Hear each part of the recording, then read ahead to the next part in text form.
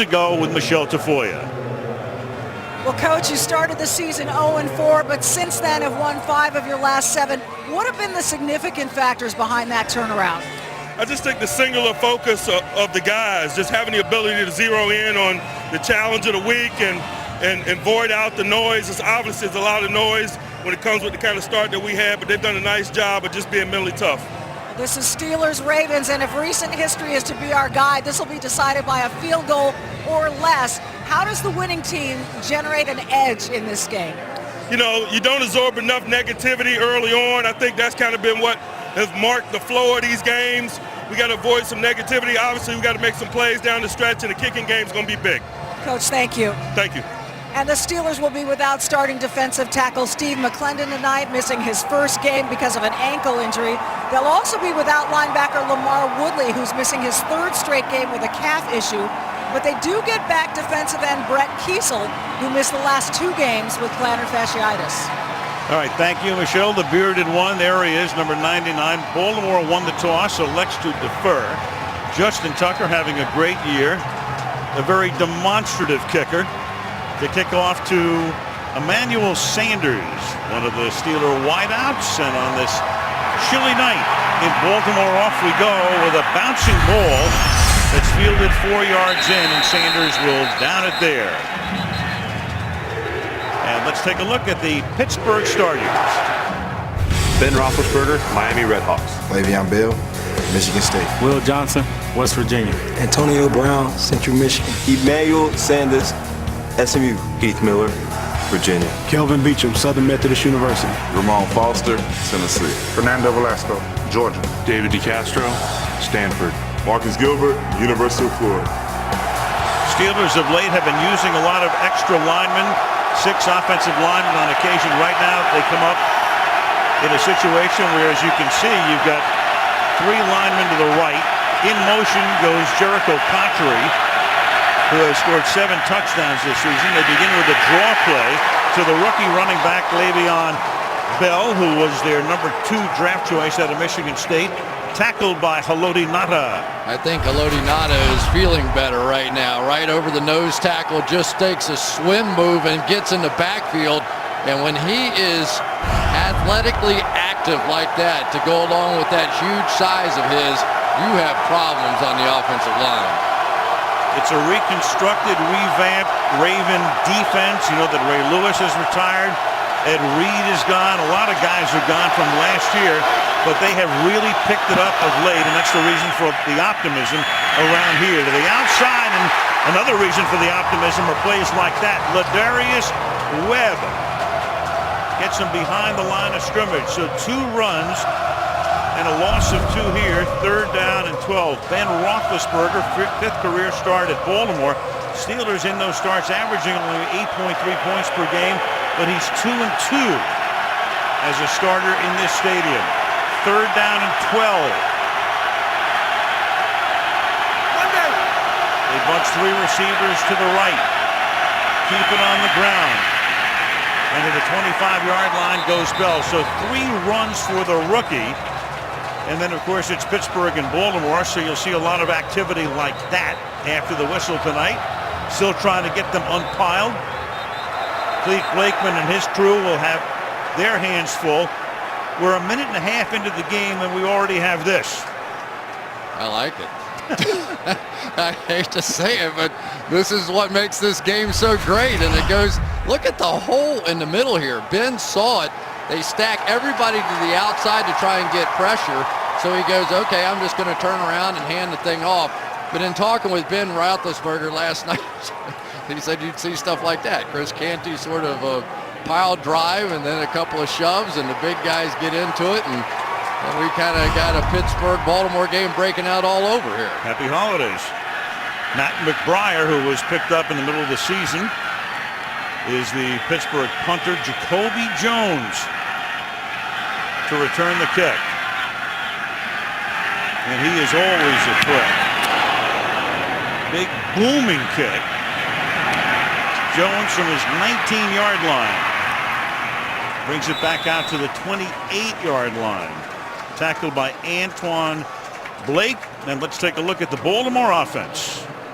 Joe Flacco, Delaware. Ray Rice, New Rochelle High School. Torrey Smith, Maryland. Jacoby Jones, the Mighty Lane College. Marlon Brown, University of Georgia. Ed Dixon, Oregon Ducks. Eugene Monroe, University of Virginia. A.Q. Shipley, Penn State. Gino Gradkowski, Delaware. Marshall Yanda, Iowa. Michael Ward, University of Ole Miss.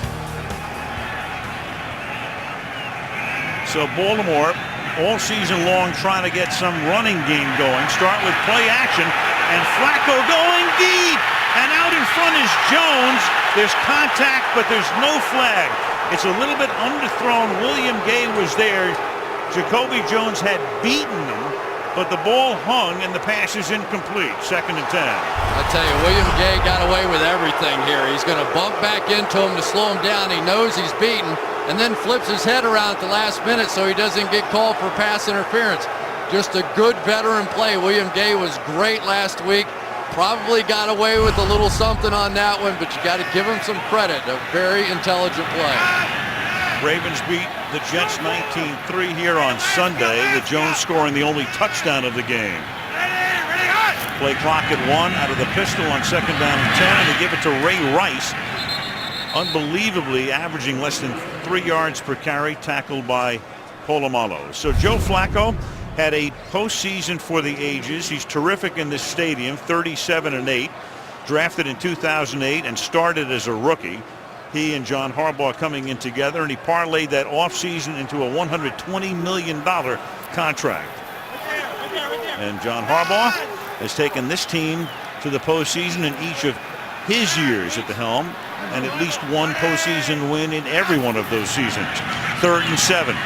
Flacco gets it away. It's caught on the outside by Brandon Stokely, and he has enough for a 1st down.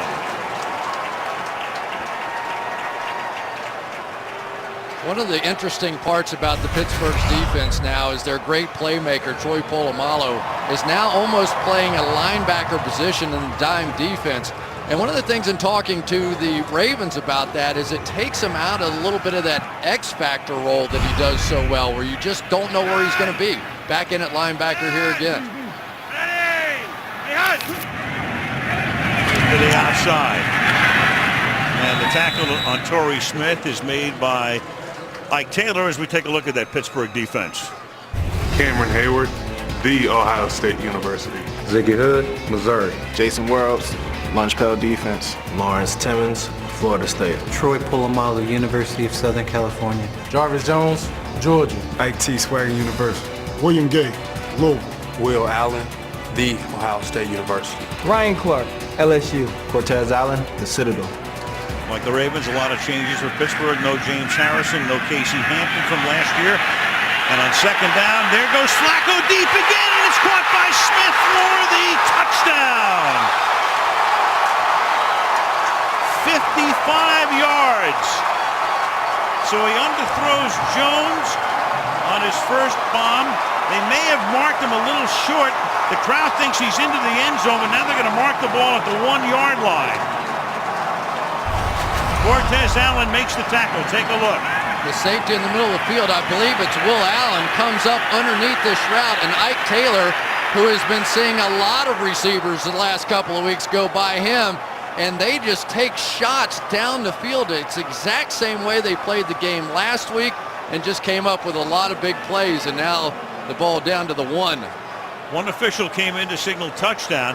Now this is not a scoring play, so you'd have to challenge it. If Harbaugh wanted to, he could challenge that it was a touchdown, but instead he takes his chances on a 1st and goal.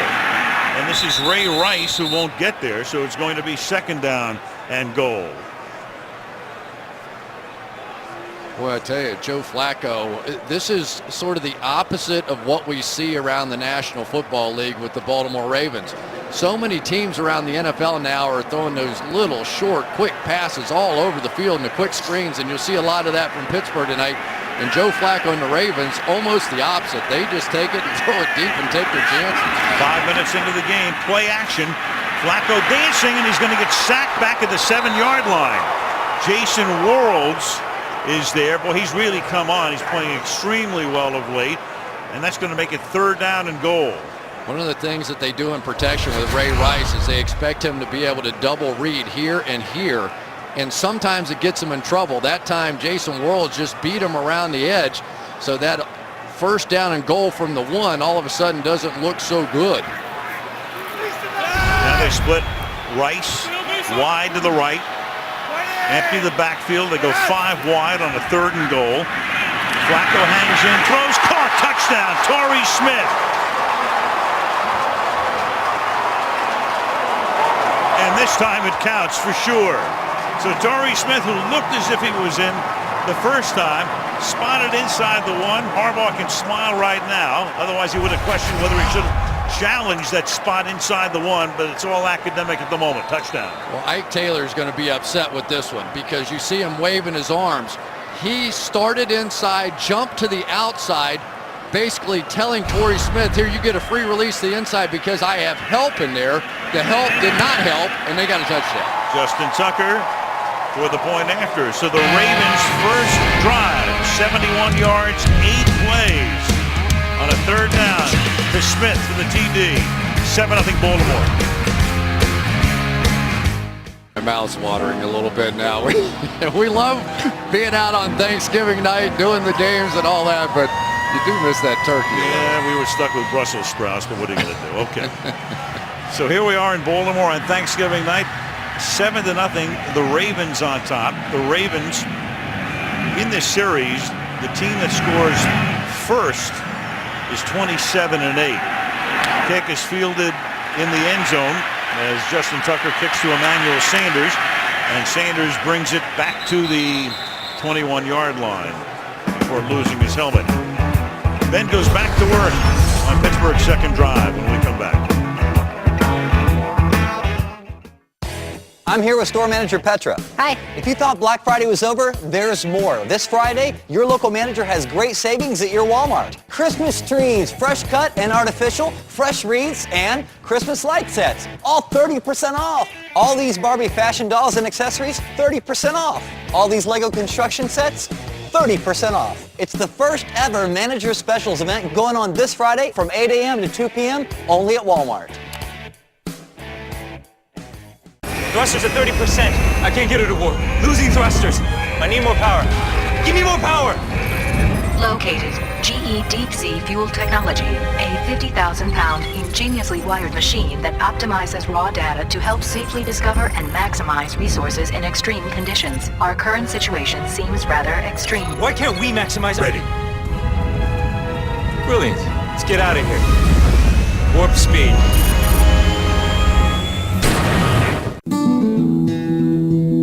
This is smooth and precise on-road handling. This is easy-to-use off-road capability when you need it. This is 70 and counting safety and security features. This is total confidence and comfort. In the middle of crowds or in the middle of nowhere. This is the freedom to keep chasing all the horizons you want. Introducing the all-new 2014 Jeep Cherokee.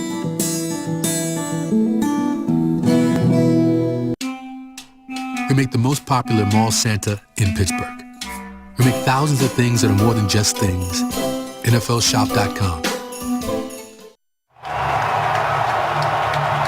For the complete viewing experience, check out NBC Sports Live Extra on NBCSports.com. When you celebrate Thanksgiving, let us know what you're thankful for on social media with Why I'm Thankful. Log on right there. A lot of good stuff on that site.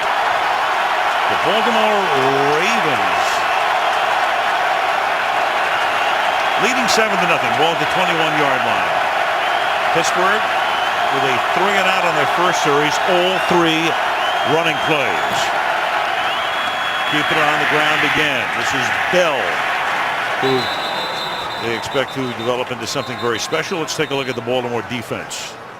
Arthur Jones, Syracuse University. Paul Tingata, Oregon. Chris Canty, Wahoo Wah. Cornell Shaw, University of Alabama. Daryl Smith, Georgia Tech. Jamil McClain, Syracuse. Hacksaw, Paul Sohar University. Ladarius Webb, Nickel State. James Diedero, University of Massachusetts. Matt Elam, DeWire High School. Jimmy Smith, University of Colorado. First time these teams met, Pittsburgh was able to run the ball with great effectiveness, a lot of heavy packages. They've started that way tonight with 4 runs. And now you can make it 5 as they're sticking to that same plan. Le'Veon Bell, and it's been a couple of years since Pittsburgh's had a real bell cow. Won't slap me for saying that, but you know where I'm going with that.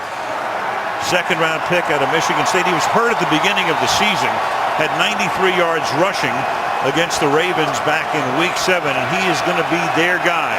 Mike Tomlin loves him, and they think he can develop into something extremely special. We'll see. 3rd and 5 from the 25.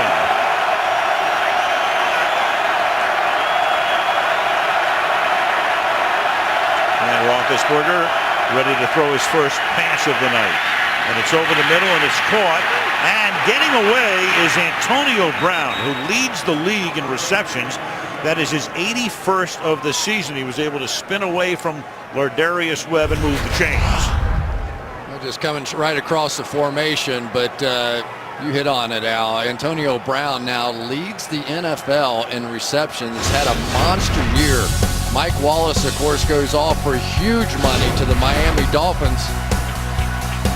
And for Antonio Brown, it was up to him to fill that void. Now we get a little wildcat going for the Pittsburgh Steelers, or not. Well, maybe. Here comes, it looked like Bell was going to take the snap. Wildcat has been the subject of a lot of talk in Baltimore on the other side. Meanwhile, that's tipped and incomplete. So Roethlisberger had flanked out, then came in. Chris Canty is able to knock it down at 6-7.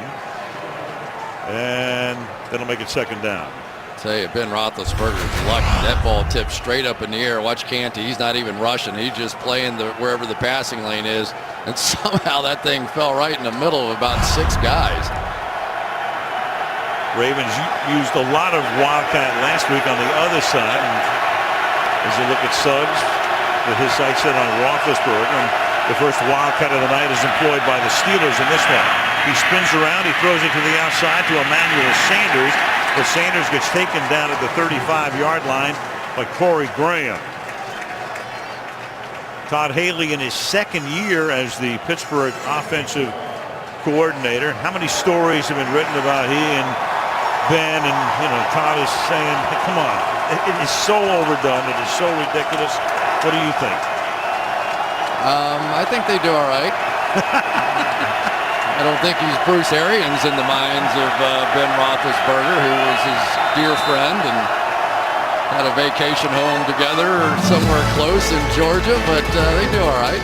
Haley needs a timeout after those comments. We'll be back.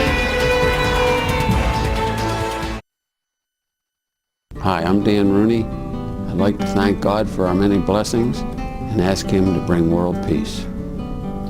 Hi, I'm Art Rooney. I'd like to wish our many fans around the world a happy Thanksgiving, as well as our servicemen and women around the world. One of the founding families, and there they are, and the young fella to the left of your screen is Art's son, Dan, and Dan's grandson is the former ambassador to Ireland, who's given up that post.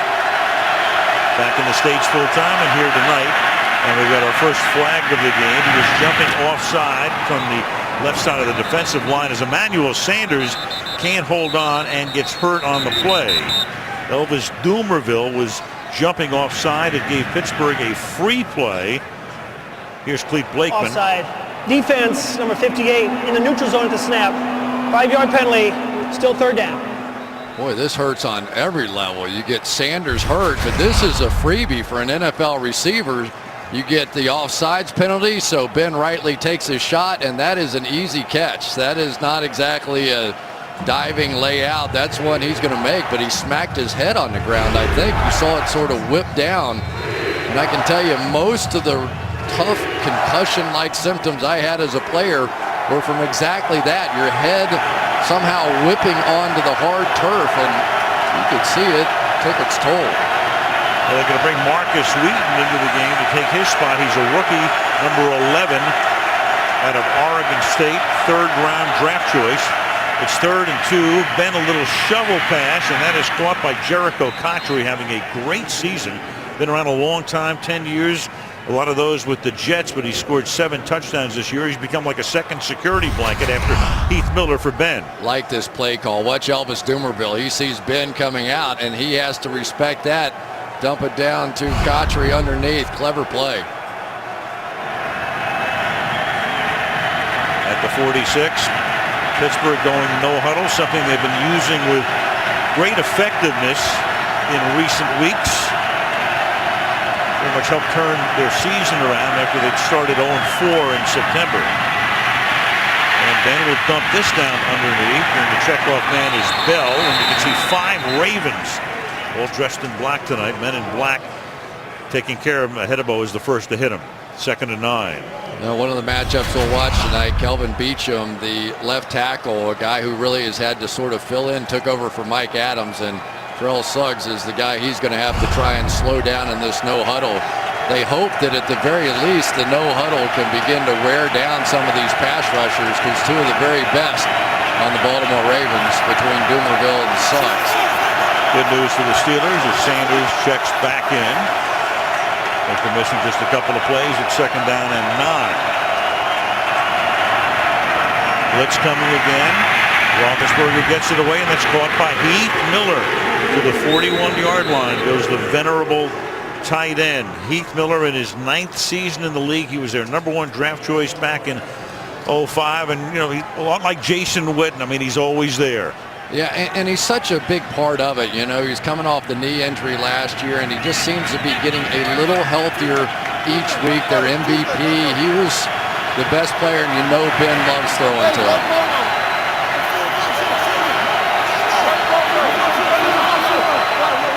Four minutes left in the quarter. The Ravens have had the ball once and lead 7-0. And squirting through was Bell. Nothing there initially. Then he was able to turn no gain into a gain of about 4. 2nd and 6. Take a look at this. The Ravens defense through week 12. 1st in sacks. 2nd best in 3rd down conversions. 1st in red zone defense. And 7th in points allowed. And this is a team. No Lewis, no Reed, no Kruger, no Ellerby. Getting rid of a lot of guys. And 7 touchdowns they gave up on opening night against Denver and Peyton Manning. They got well in a hurry.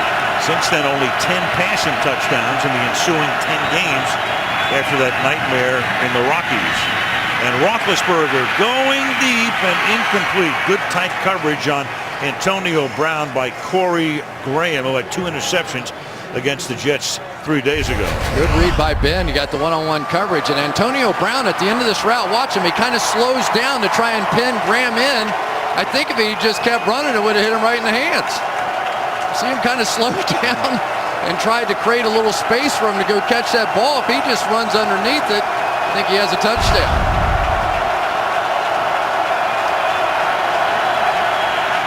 Crowd in full voice on the 3rd and 6 from the 38-yard line.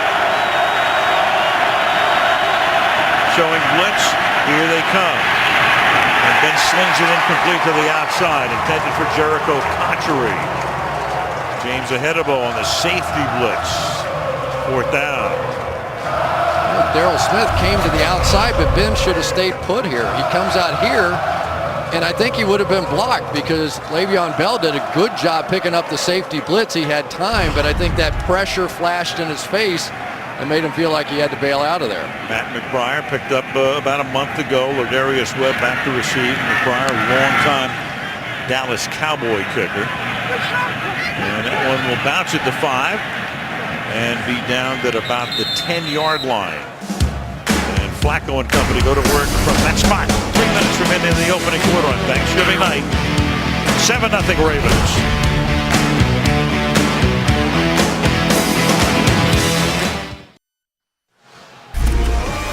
Tonight's show coming up.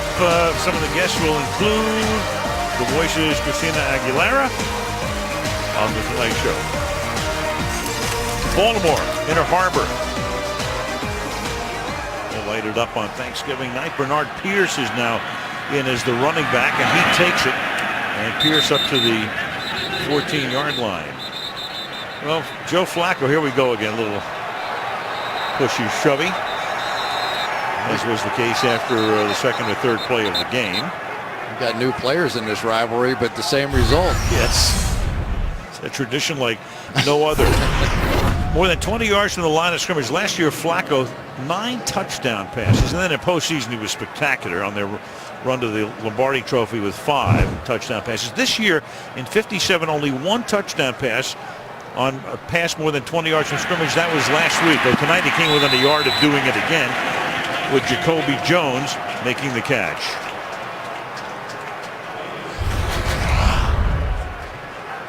And this. Well, there it was. The big throw down to Torrey Smith to get him in line for the first touchdown. Looked awfully close to a touchdown there too, didn't it? Oh, yeah. But this has been an interesting year. They've almost had to throw deep because of some of the losses of his possession receivers. Dennis Pitta and Naquan Bolden, and even Ray Rice hasn't been healthy. 3rd and 1, and they give the ball to Pierce.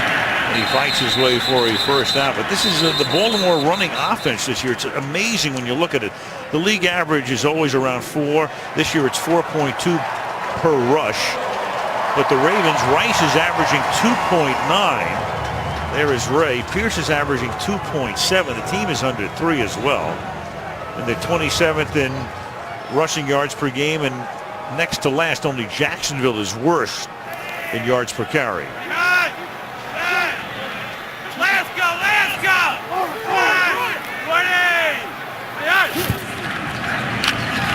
Handoff in the pistol. Pierce. Of course, the minute you start talking about no running game, the guy breaks off about an 11-yard scamper. Well, you know, there's a lot of things different on this team. Michael Orr over here on the right-hand side making that block. But no Bryant McKinney. They trade for Eugene Monroe. Here he is over here. And Kelechi Osemele, their outstanding guard, who were all big parts of that playoff run last year, no longer here or hurt. From the 34, and that's dropped. Torrey Smith cutting to the outside, running an out route. 2nd down and 10 with 48 seconds remaining. And there is Dick LeBeau, the great Dick LeBeau, at the age of 76, 55th consecutive season as a player or coach in the Hall of Fame. Was a great defensive back, primarily with Detroit. 14 games on Thanksgiving Day with the Lions. Yep.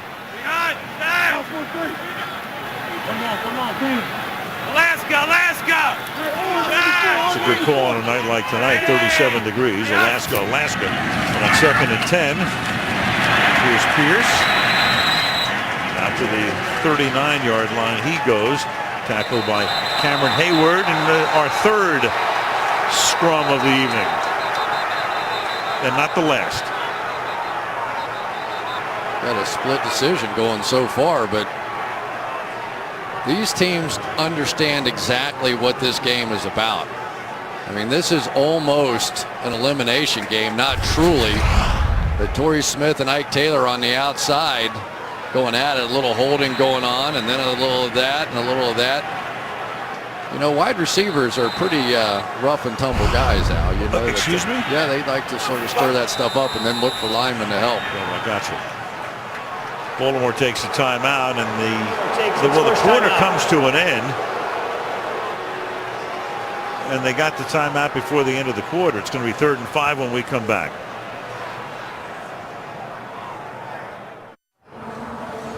Tonight's aerial coverage is being brought to you by Geico.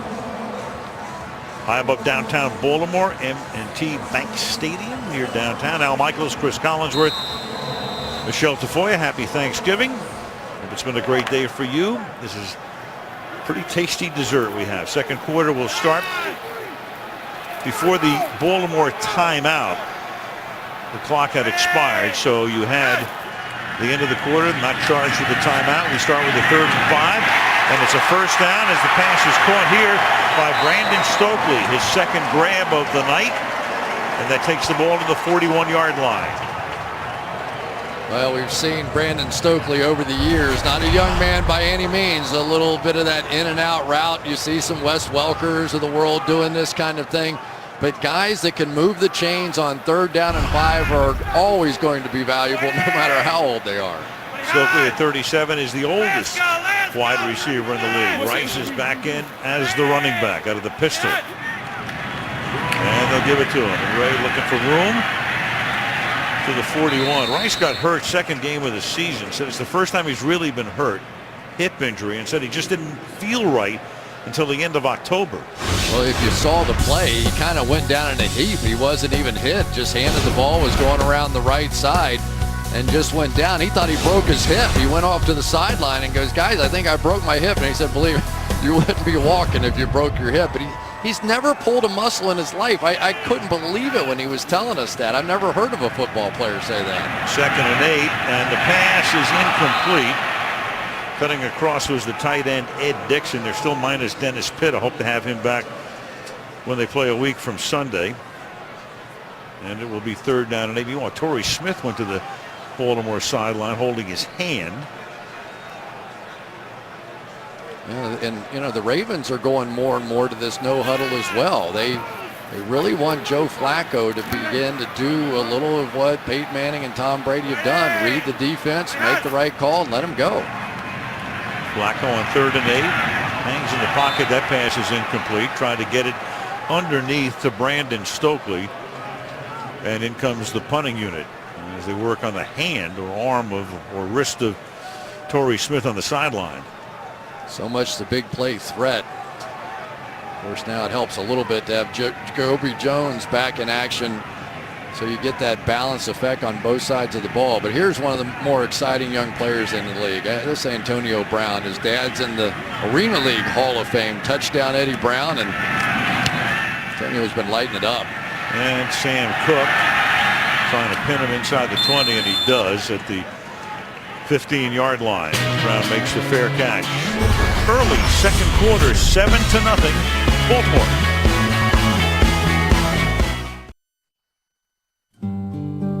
Why I'm thankful. I'm thankful for my wonderful family and the fact that I get a chance to play this great game. I'm so thankful for my family, friends, loved ones, this great country we get to live in, the sport I get to play, and obviously Steeler Nation. Ben Roethlisberger, part of that great draft class of 2004 with Eli Manning, Phillip Rivers, Flacco, of course, that 2008 class, and has been the starter for Baltimore since day one. So Roethlisberger goes to work from the 15. Pittsburgh trailing 7-0. And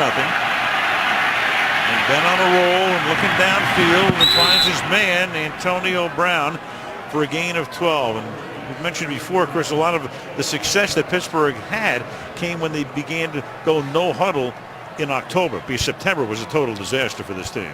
Yeah, and you know, he's now calling about 99% of the plays when they do get in the no huddle. He's even asked Todd Haley to not talk so much in his headset because he wants a little chance to think about what he's doing out there. But like a lot of quarterbacks now, they want a chance to see the defense. They're the last one to get a look at it and make the calls and make the adjustments. From the 21, pass is taken for a gain of 5 by Emmanuel Sanders. And you know, you would think any quarterback in his 10th year in the league, he wants to call his own plays. He wants to go no huddle whenever he wants, not just for a change of pace. Yeah. You never heard a quarterback in his 10th year who didn't want to do that? No, I never heard of it at all. You know, Terry Bradshaw used to call their own plays, but how long did you say? How hard could it be? You only had 4 of them, so you know, I mean, that's the way it was. But it is because he is the one that knows what the defense is. He doesn't have to guess what it is to make the play call. Here's the Wildcat now, and the snap is a direct snap to Bell, and the rookie running back takes the ball up to the 37-yard line. There's a little bit of the sign of the power of Le'Veon Bell on that one. 240-plus pound running back that they love in Pittsburgh. Kind of went nowhere, but really needed this final effort to pick up the first down. David DeCastro, who's really been looking so much better lately, the right guard pulling around to lead the way. DeCastro hurt last year. He was a #1 pick in the 2012 draft out of Stanford.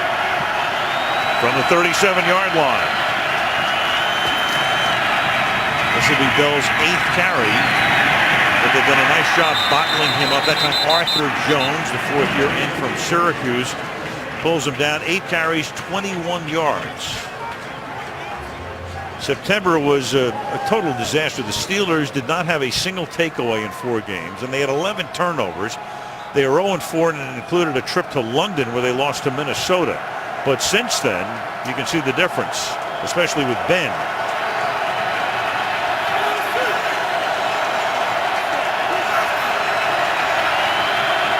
Second and 10 from the 37.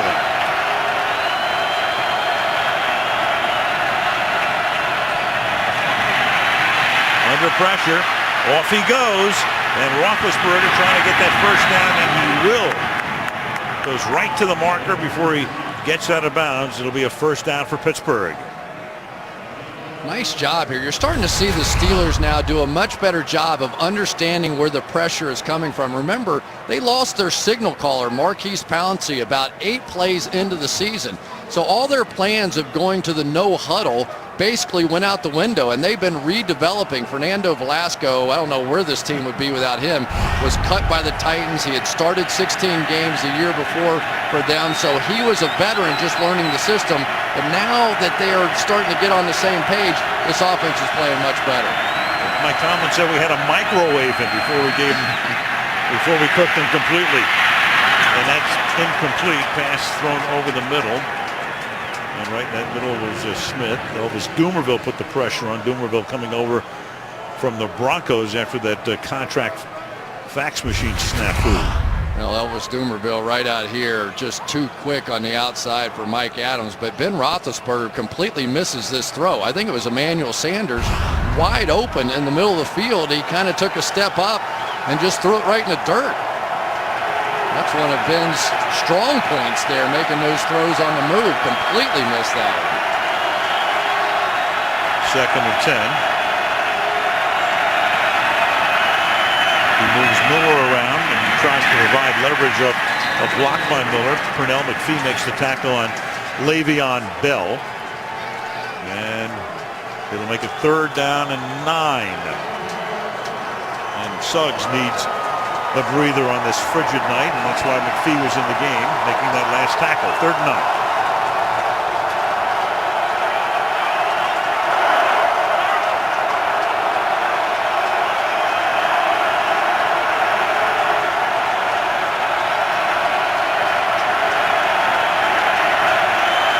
Break up that bunch formation by sending Sanders to the left. Shoulder shake. Ben stays alive and hits Sanders over the middle, as he does so often and has done for 10 years. Ben Roethlisberger extending the play, staying alive. Tough to get down, even though he's been sacked a ton of times, and we've seen him do this a million times. You know, his ability for a guy that weighs 250 pounds or whatever it is, turn his shoulder, slide up, keep his head downfield, and just flip it. I mean, that's not like a 90-mile-an-hour fastball. They watch this. He just kind of flips it down there to him, and Sanders goes up and makes the play. But that's when you know the Steelers are getting right, when Ben Roethlisberger starts to make those kind of plays. That was good for 15 yards.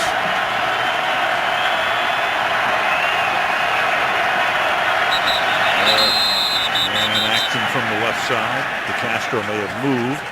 Clete Blakeman. False start. Offense, number 66. 5-yard penalty. Still 2nd down. Tis the call. Mike Tomlin. Well, you have 2 of the very best young coaches in the league. I mean, they've been around. I mean, Mike in his 7th season, and Harbaugh here since 08. And so many owners in the past couple of years, when they were looking for a change, would kind of say, hey, can you find me the next Mike Tomlin or John Harbaugh? They're still looking, too. Right. 1st and 15. Dump it off to Bell. And Bell is some good, tough running before he is forced out of bounds. Well, one of the featured attractions has to be Kelvin Beachum, a young man that had to take over. He has played basically everything there is to play along that offensive line. He started the year as a tight end, the extra blocker on the outside, moved to center when Pouncey got hurt, moved to guard when they needed him there, moved to right tackle, now he's playing left tackle. By far the most athletic guy on that offensive line, and that athleticism is paying off for him a little bit in that matchup. Not big, but very athletic. Halfway through the quarter, 2nd down and 6. And Roethlisberger guns it incomplete, intended for Sanders. It'll be 3rd down and 6 for the Steelers. I'll tell you, one of the guys that I think's made a huge difference for the Ravens has been Daryl Smith, the linebacker they picked up from Jacksonville. Here's a guy that, you know, you lose Ray Lewis and all that veteran leadership and all the knowledge of this game, and he has simply been sensational this year. I just don't know where they would have been without him. Well, we were talking to John Harbaugh the other day about, you know, the guys who have played best for him this year. First name he mentioned, Smith. Well, they are pressure all the way across the board. 5 wide go the Steelers. And the pass is behind Sanders and incomplete. So the drive bogs down. Started back at their own 15-yard line. They've run 11 plays on this drive, but still haven't even gotten into field goal range. Yeah, and that was an interesting call there because you really needed a completion of some kind. You know, this 47-yard field goal would have felt a little bit better than a 50-yarder on this cold night. Well, indeed they have. I said they haven't, but it's a 50-yarder. Clearly meaning something a little bit easier than this. Sean Sweezum's had a terrific year. He's only missed 2 all season, back-to-back in Oakland, and they're going to fake it. And Sweezum is going to try to run around to the right side, and he'll go down. He left before the ball was snapped. He did. Trying to kick it before it was down. Big break for Baltimore. They get it at midfield when we come back.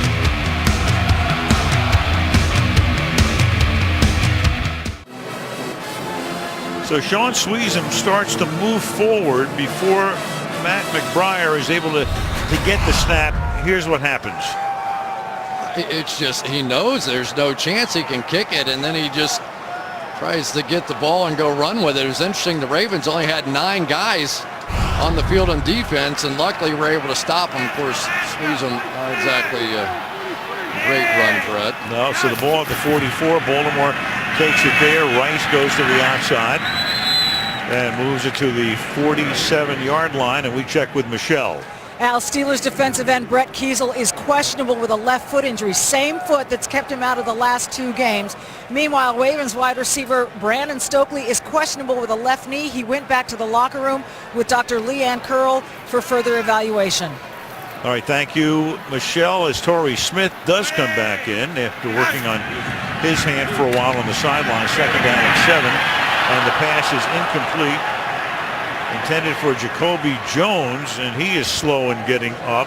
Hit by Cortez Allen, and he will come limping off Will Jones. One of the really good young players in this league right now is Jarvis Jones, getting a chance to play here, but they think athletically and mentally now he is so much further ahead than most of the defensive ends. And oh my goodness, this is a story. Already got Torrey Smith limping around, or with the bad wrist, whatever happened to him. Tandon Doss now in the game. He's in motion. Works out of the slot. Flacco's going to go deep down the left sideline, and incomplete, but a flag is thrown for interference on Ike Taylor. Torrey Smith down the sideline, reaching back up court, and draws the flag. Well, whether it's Josh Gordon or Calvin Johnson, teams are now targeting Ike Taylor. Pass interference, defense, number 24. The ball in place at the spot of foul. Automatic first down. Sometimes that do happen when you're in your 11th year in the league. Yeah, this is a veteran, to say the least, defense, you can see, but Ike sort of hooked that arm. It's one thing to do a little contact, but you could see he hooked it into his body. Good call by the officials. 26-yard penalty puts the Ravens at the 27-yard line. Rice. You know, Chris, we checked with the league. It's interesting. She brought it up during the commercial break.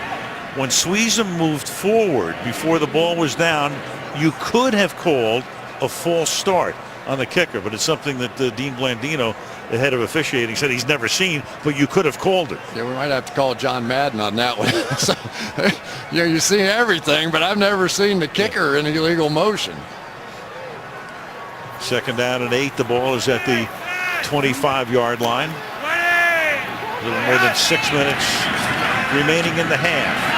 Flacco, play action, and incomplete again as Ike Taylor is there. Taylor that time able to swat it away from the grasp of Smith. 3rd and 8. Well, this is pretty well done by Ike Taylor. And talking to Dick LeBeau about Ike, I said, how's he hanging in there? Because it's been a rough couple of weeks for him. He said it's a great thing about Ike Taylor. He said you would never know it. He could give up touchdown passes all day long. He'd line up on the next one, and he would just feel like, I'm going to win this one. He always takes the best receiver the other team has, and sometimes that's a tough assignment. He goes back to Jerry Rice. 3rd and 8. Here goes Flacco, who's going to take off and get the first down. Joe Flacco, not sliding, knew he needed the first.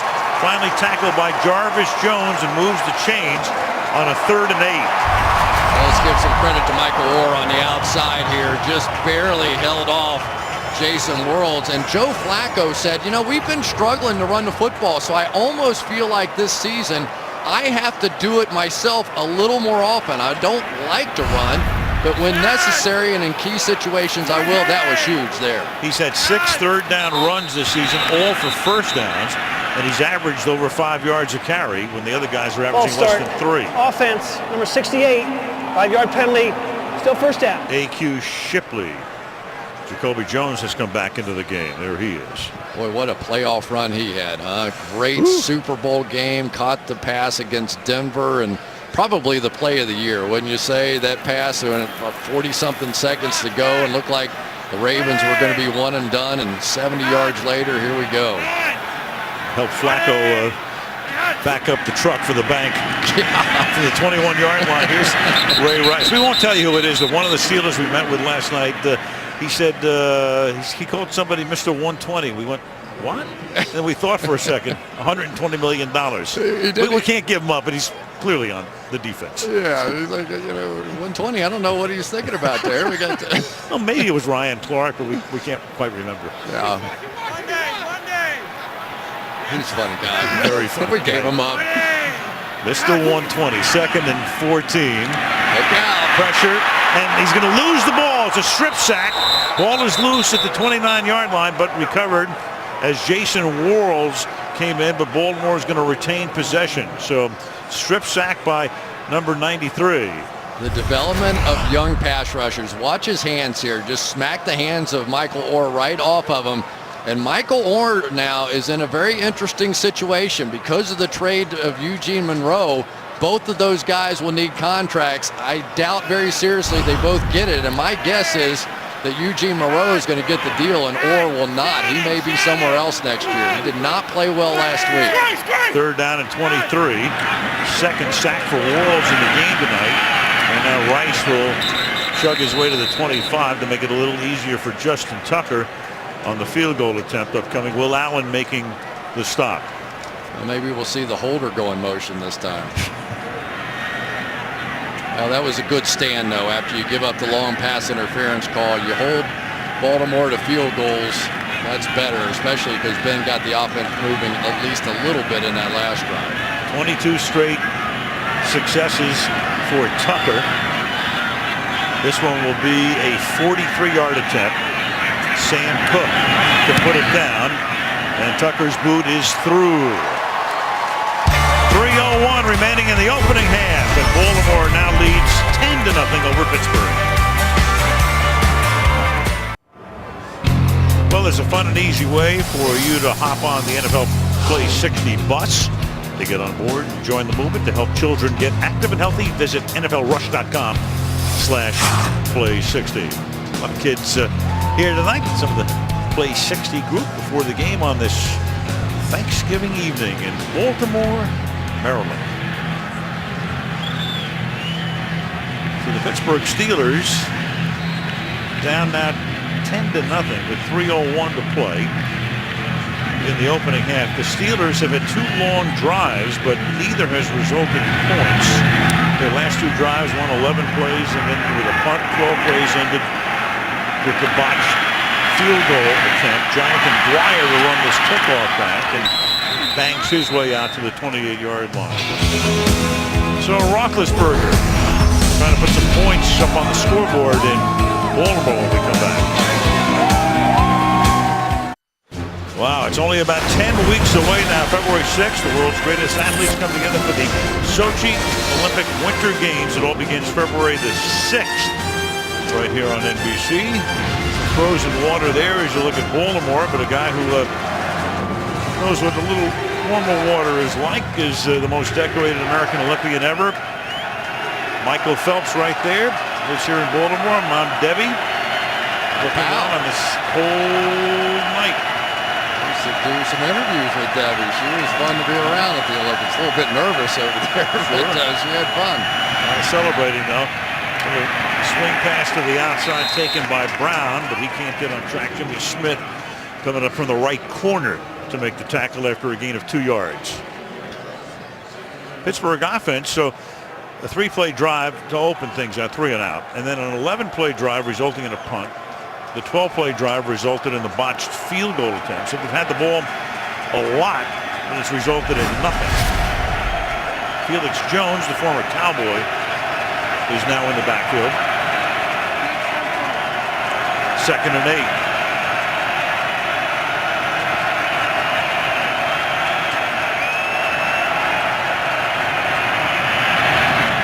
Pass is incomplete, intended for Brown over the middle.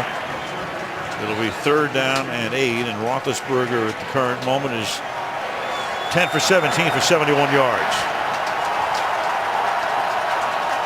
Well, Josh Bynes that time, one of their inside backers over here, falling back underneath that. So far the Ravens have been doing a look where they are putting 3 or 4 guys to the outside right, 3 guys to the outside left, and sort of leaving the middle of the field, almost daring Ben to try and call runs. Jonathan Dwyer flanks Roethlisberger on a 3rd and 8. Ben throws, that's caught by Sanders, who tries to back his way to a 1st down, but the line judge comes in to spot it about a half-yard shy, and we go to the 2-minute warning, and Elvis Dumervil is the injured Baltimore Raven. It'll be 4th and 1 at the 2-minute warning when we come back to Baltimore.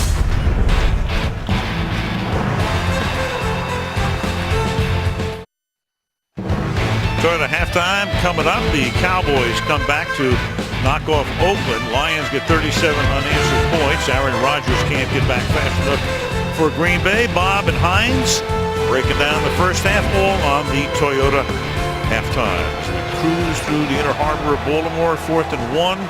Matt McBriar will punt, and Jacoby Jones sets up at his own 12-yard line for the Ravens. And it's a line drive, low bouncing kick. It takes a nice Pittsburgh hop, and out of bounds it goes at the 15-yard line. 150 to the half, 10-0, home team.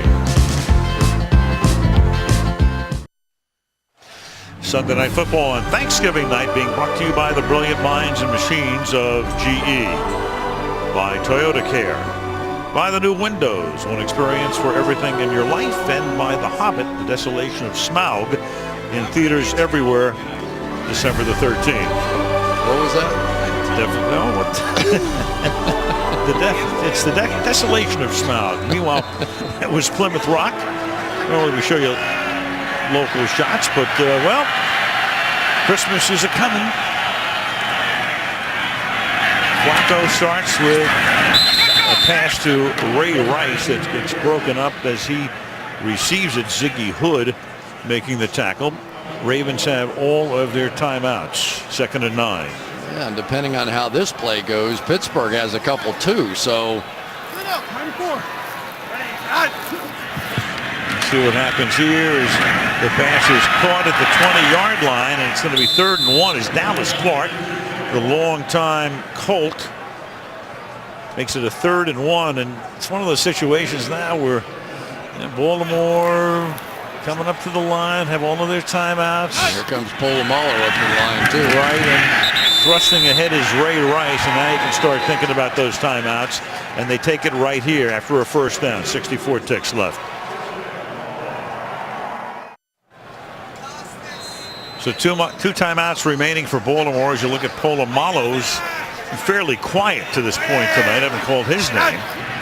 From the 26-yard line, Flacco checks it off. Juggling catch is made by Rice, and he gets tackled up at the 32-yard line by Will Allen. Boy, if Ray Rice starts making some catch and run plays again, that has really not been around this offense because of his injury. But that has been such a key component of the success of the Ravens over the years. 2nd and 3. Now you got a false start on the right side. That's Orr backing up. Well, Michael Orr is trying to explain, hey, I know the snap count. I moved on the snap count. Just because I moved ahead of our other offensive lineman, he does do that. He times it up pretty well. I don't know if he did that time or not, but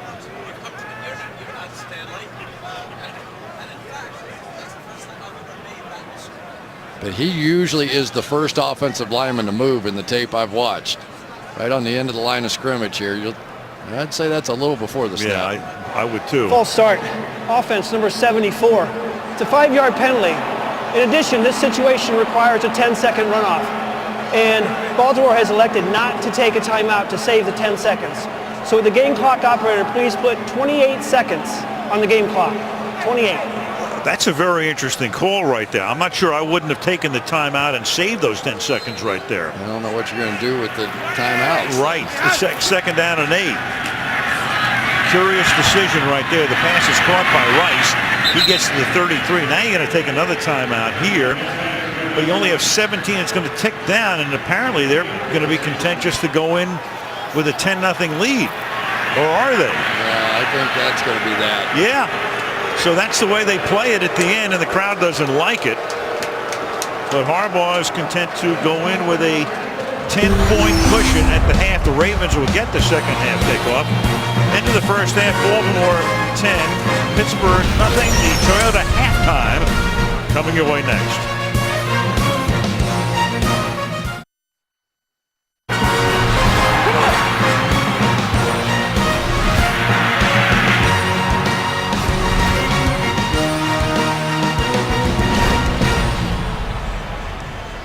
Sunday Night Football on Thanksgiving night from Baltimore, Maryland. 10-0 is our halftime score. Figured to be a defensive struggle, figured to be low scoring, and really there's one big play is the difference in the game right now. Yeah, the long pass set up the only touchdown so far. Joe Flacco throwing one in there to Torrey Smith, so we'll make it the Burger King inside edge. How about that?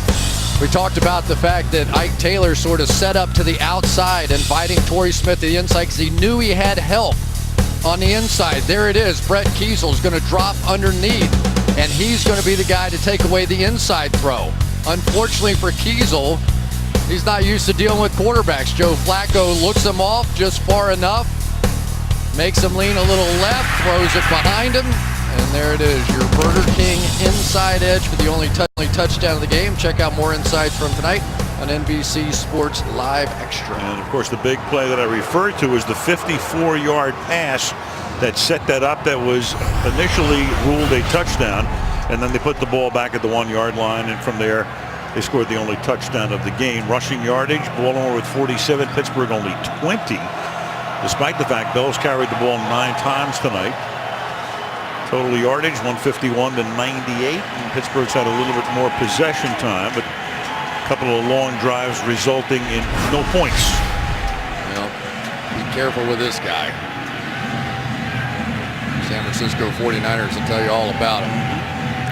Sean Sweezum had a little adventure in the opening half, jumping the gun on a field goal attempt. Will send it down to Jacoby Jones. And they get to run this back from the 1-yard line. And Jones will dance his way out past the 30 to the 32-yard line as we go to Michelle. Well, I just spoke with Mike Tomlin, who told me he's not overly concerned about his team trailing 10-0. He said, it's not what they're doing to us, it's our lack of execution. We've got to pay greater attention to detail. They will be without Brett Kiesel, their defensive end, who is out with a left injury now. As for John Harbaugh, he loves what his defense is doing. He wants them to continue to prevent Ben Roethlisberger from stepping up in the pocket and taking shots. Elvis Dumerville, by the way, left ankle sprain, questionable. All right, thank you, Michelle. Keep an eye on him when their defense comes back out. Here's Bernard Pierce. And of course, Harbaugh should be very pleased with that defensive performance. Only 98 yards for Pittsburgh in the opening half. Yeah, and you're starting to get a feel for these two teams and the possibility of their getting hot. The winner of this game is going to be very dangerous moving forward. No huddle, 2nd and 6. The catch is made by Jones. Very big game, obviously, for both teams because they come in 5 and 6. The winner's going to get a leg up in the fight for a wild card berth, or maybe even a division title. But if Baltimore were to lose the game, doubly tough because they then will have lost both games to Pittsburgh, and that would be a huge tiebreaker. Both these teams still have a shot against Cincinnati as well. They do. Bengals will play at San Diego on Sunday afternoon. And here's Pierce to the 48. And just to refresh the standings in the AFC North, and they've tightened up in the past couple of weeks. Since he is 7 and 4. Winner of this game is going to go to 6 and 6, and the loser 5 and 7. And the Browns are 4 and 7 right now. Mike Tomlin pacing the sideline here, 2nd down and 8, exhorting his defense. Here they come. Flacco jostled as he throws, and the pass is incomplete. Cortez Allen with the coverage that time on Jones. Polamalu was blitzing, 3rd and 8. Troy Polamalu right here is going to get the immediate pressure, and then it's going to come from behind. Watch a little pirouette here, working against Bernard Pierce, and Lawrence Timmons and Jason Worlds almost got there. So you get the idea now. Dick LeBeau unwilling to just sit back. He's going to fire a few bullets here in this half.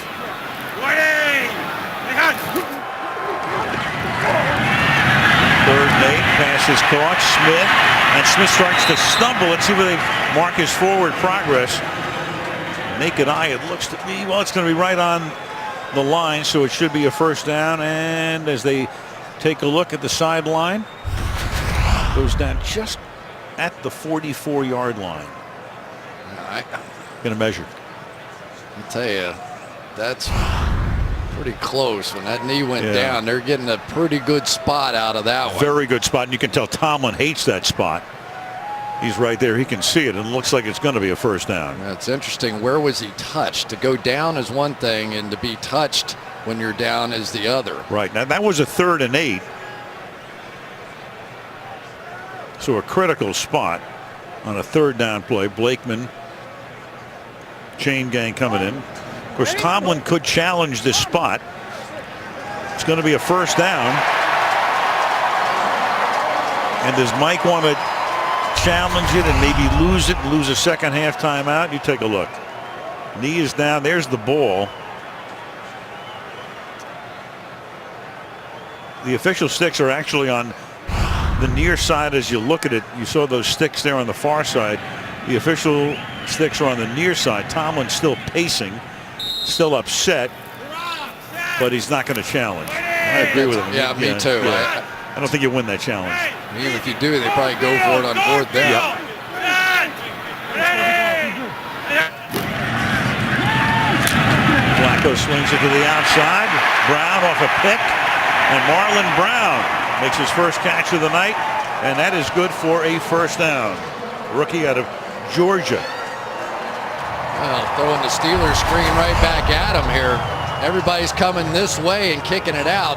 And Marlon Brown has really stepped up. I remember watching this young man playing against Carolina in preseason, having a huge game. He had monster games in the preseason, and more now you really get the feeling that he's going to be a factor coming down the stretch for them. Brown with 5 touchdown catches this season. His rookie campaign. Flacco at the 33-yard line. Double team Polamalu on the blitz. Caught by Bernard Pierce, tackled by Timmons after a short gain. Well, Eugene Monroe, we talked about him, came over from Jacksonville right here working against the young phenom and Jarvis Jones, who they are so high on. They think that his potential is just unlimited. Here goes Pierce. He gets stuffed behind the line of scrimmage. You know, it really is amazing, isn't it, to watch Baltimore try and run the football after all those years. And Ray Rice and Bernard Pierce seemed like they averaged up close to 5 yards per carry, but totally different team. Without Kelechi Osemele, who ended up having a back injury that they didn't even really know about. They just know his play was down. They went in and got him looked at, and they said he has to have immediate surgery. He's in danger. He was a force over there. This just has not been the same offensive line. It's almost impossible to average less than 3 yards per rush. Flacco escapes, gets it away, and gets the first down on a pass to Torrey Smith. So nice movement. William Gay came in on a corner blitz, but Flacco was able to see it, move those shoulders, get away, gets the pass away, moves the chains. Come with a corner blitz, and one of the problems is if it doesn't get there, because Dick LeBeau likes to play those zone defenses in behind the blitz. That time he went right across the formation to where the blitzer was. Nobody home. Flank Rice, wide left.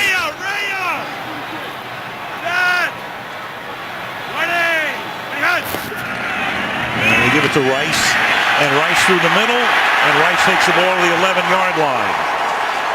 Tackled by Ryan Clark.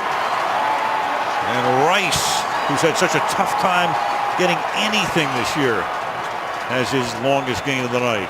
Well, that was nice. Little trap for Marshall Yonder, going to come right over here and kick out.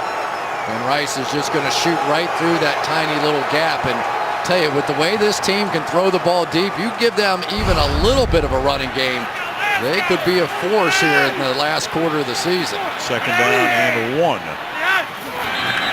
And it's a high snap and a flag. Michael There's a flag on the field. We know that. Okay. 3 in the booth. That's right. I'm used to that. False start. Offense, right tackle. 5-yard penalty. Still second down. Makes it second down and 6. Rice from 8 through 12, 4.5 per carry. Pierce 4.9. This was a big time 1-2 punch, and their numbers right now with Pierce picking up a 10th tonight. Went from 2.7 to 2.8. Second and 6, and it's thrown and incomplete as it was Torrey Smith stopping, turning around, and Ike Taylor right there with him. Third down. Well, every time the free safety goes to the middle of the field and it's one-on-one on the outside, Joe Flacco goes right there. That's his guy. But Ike Taylor now, that's 2 in a row he's made a big play on. And so now it's a huge third down. I see Mike Tomlin saying, I told you. Yeah, big time. I told you, he just doesn't flinch. You know, you can beat him once or twice, but he doesn't back up. And a touchdown makes this a 3-possession game.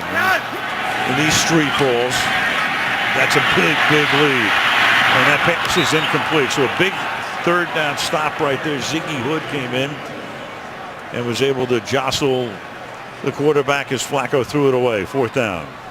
You know, those were plays in the past that Ray Rice just won all those battles. You know, he was a guy that had a way of making teams pay when you wanted to play coverage on him one-on-one on the outside. He's getting back to form, but he's just not quite there yet.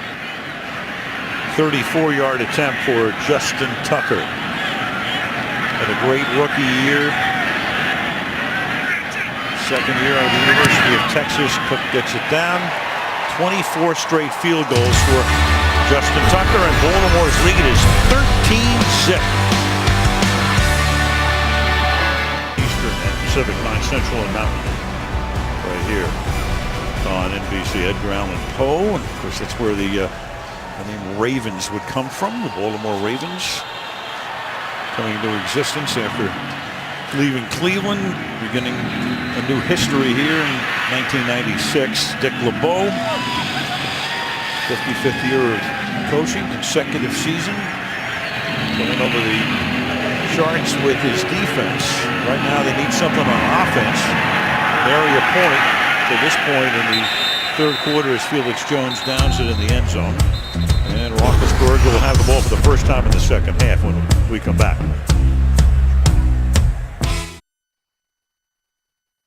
Happy Thanksgiving from the Baltimore Ravens and the Suggs family.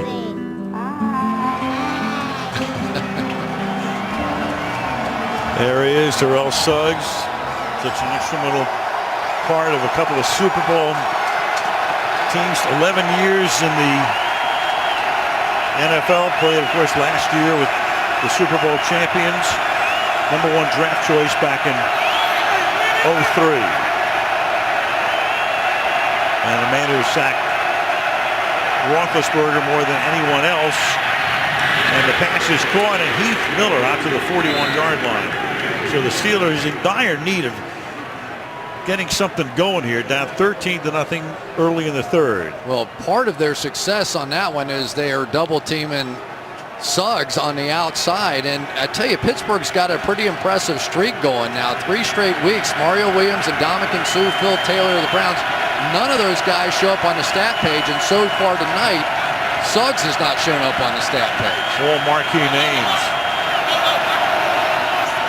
And he was the one they were targeting. They did not want him to beat them tonight. Keep it on the ground. And this is Bell. Le'Veon Bell out to the 47-yard line, and there is Suggs making the stop. 2nd down and 4. Suggs' career against the Steelers, 14.5 sacks plus 5 in postseason.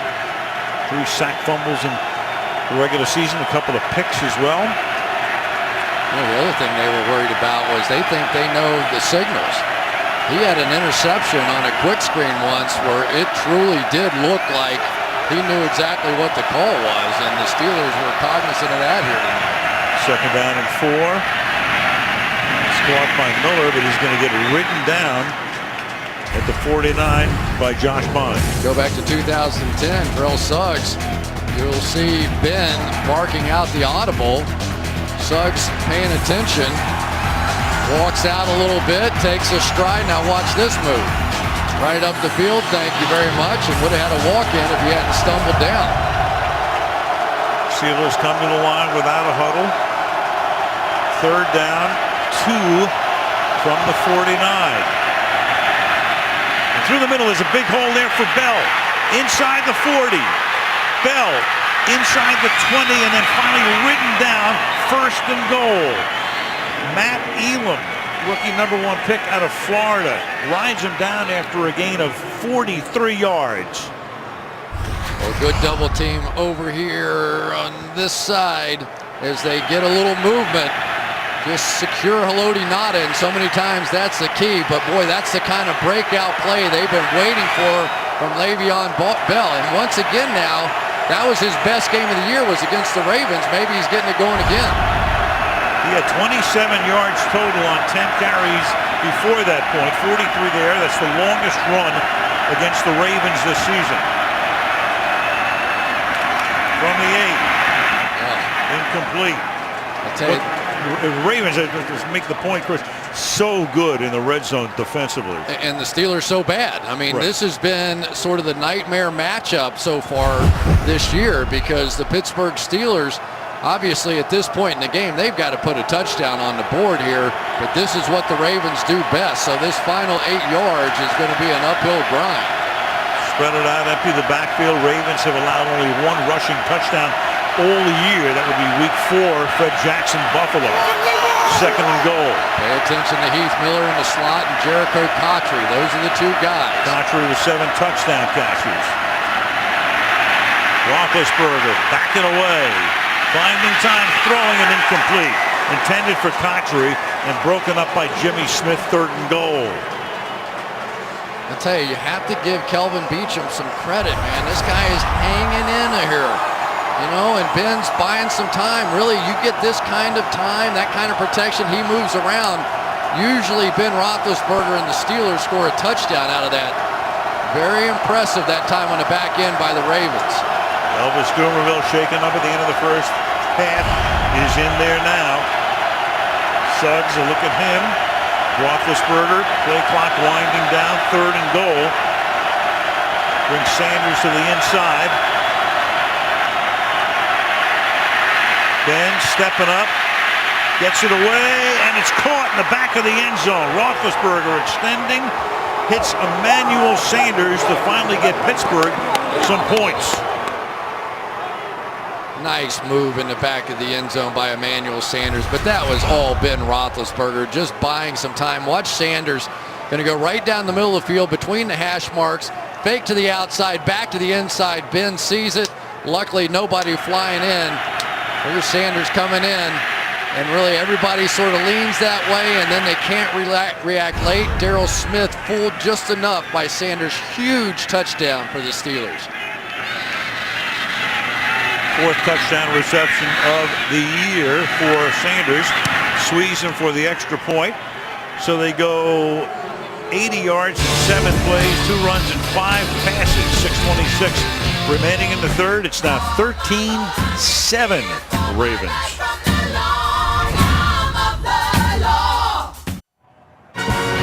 Short little road trip for us. We're back with you on Sunday night.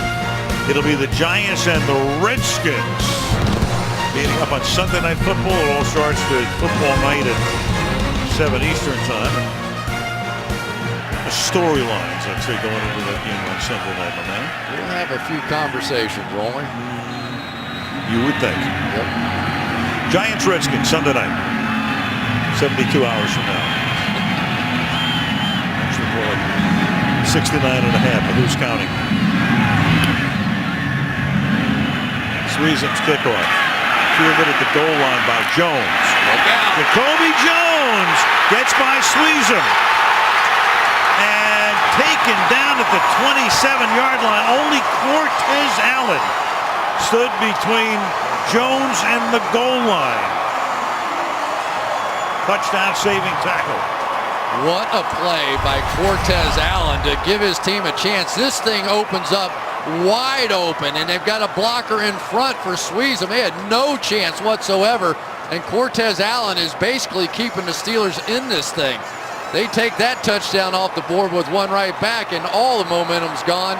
What a brilliant play by Cortez Allen. I didn't think anybody was going to catch Jacoby Jones. 73-yard run back, the ball at the 27-yard line.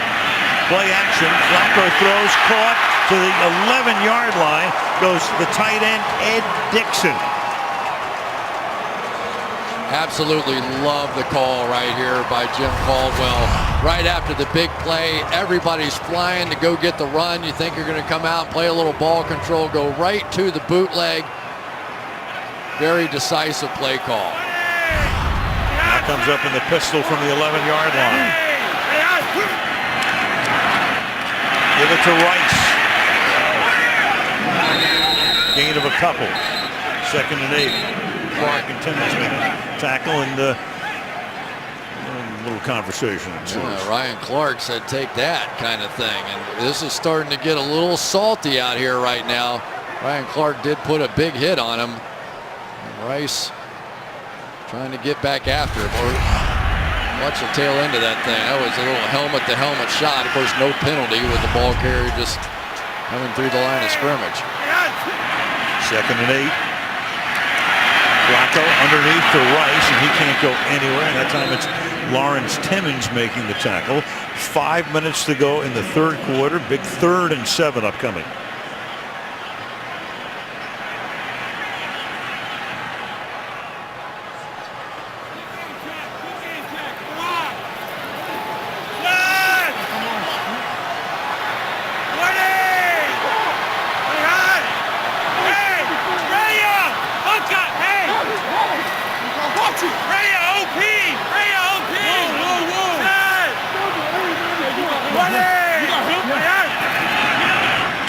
Rice inside handoff only to the 5. So they try a couple of runs. Crowd hates that call.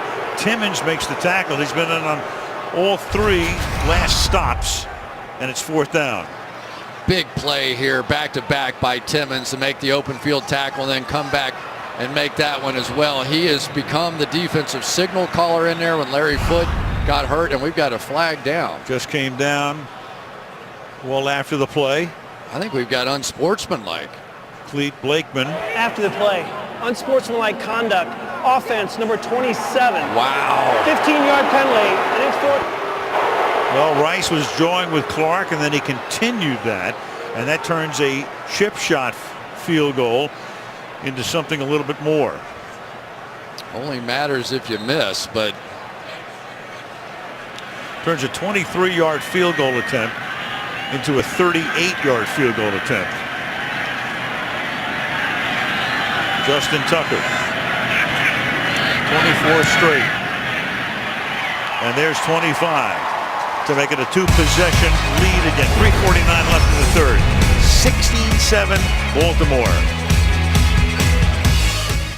Well, last week, Ray Rice, several Ravens helped serve over 500 dinners at the Hilton Up Mission Men's Shelter here in Baltimore.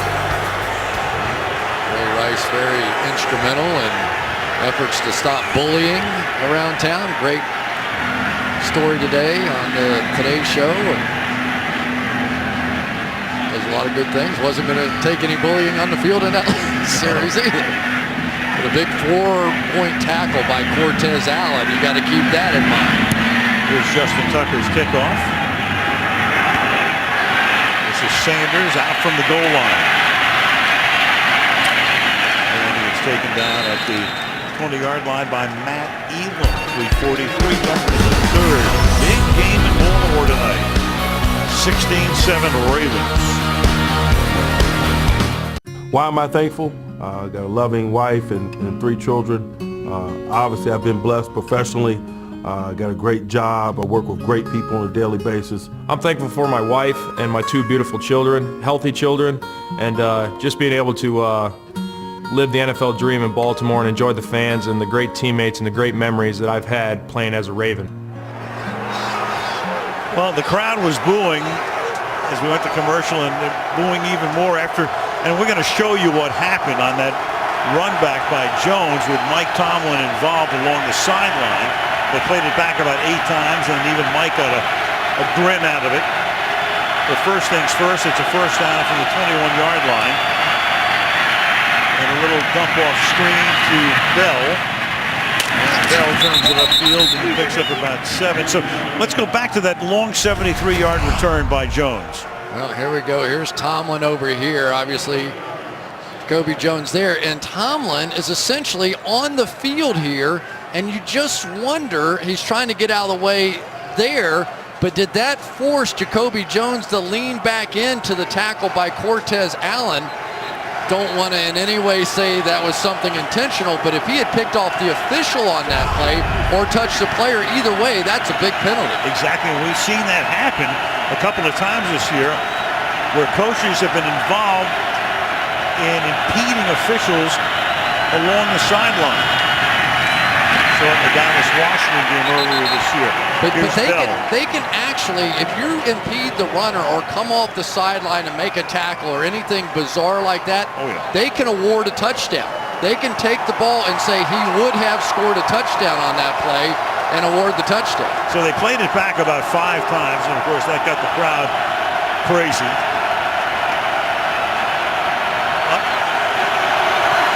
No harm, no foul, 3rd and 3. Meanwhile, Roethlisberger, and this crowd just rises as one.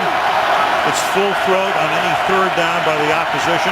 The play clock is down to 3. And Roethlisberger throws, and the pass is incomplete, intended for Bell along the far sideline. I tell you, I think Daryl Smith has done more in coverage to help the Ravens than just about any linebacker you see. You go out to San Francisco, they've got great coverage guys as well. But watch this. They're going to try and run a little pick inside, but he just hugs right onto Le'Veon Bell and does not allow Ben Roethlisberger the opportunity. That could have been about a 70-yard play. There was nobody else out there. Here we got the 2 combatants going again. Tomlin staking his ground along the sideline. Matt McBriar. Jones from the 28 avoids the first man and then gets caught from behind after a run back of 8 yards. Marcus Wheaton making the tackle, and back we go to the earlier return by Jacoby Jones. Well, what's bizarre about it is he's looking the other way but glancing back over his shoulder. But you can see he kind of did force Jacoby Jones back into the field, a little mission accomplished almost, and he's snickering. I mean, you know, my man, he's a player now. Don't try to get anything by him. That was a 4-point play no matter how you want to slice it. From the 36-yard line, here's Pierce. Pierce up to the 42-yard line. Tackled by Cameron Hayward, son of the late, not the late, but the Ironhead Hayward, who played running back, of course, for New Orleans. Well, one of the guys that's been causing headaches tonight is Jason World, right in behind there, 93, and so they just double team him here. So go ahead, we're going to make Will Allen come up and make a tackle. 2nd and 4, and this is Pierce, tackled by Polamalu. You know, it's been a little while since I've seen Troy Polamalu play the way that he has. Of course, missed all last year with that cap injury. He's up there playing that linebacker position in the dime defense again. But watch how quickly he closes on the ball when he sees it. That ball's in the air, and he is right there right now. And when he's playing like that, the Steelers are a different defense. 3rd and 4.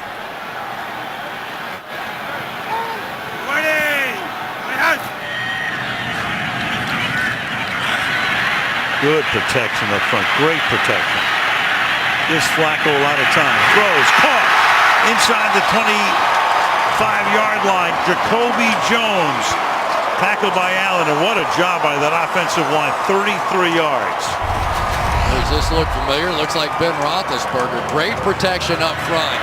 And Flacco just keeps moving, keeps wiggling around until he can finally fire one down the field. That was 3rd down. And once again, when Jacoby Jones is healthy, he just has a knack for big plays, and Flacco keeps giving him these opportunities, and he keeps making them. I thought his playoff run last year was as good as anything I ever saw. Sensational. That's why they call him Mr. 120. End of the 3rd.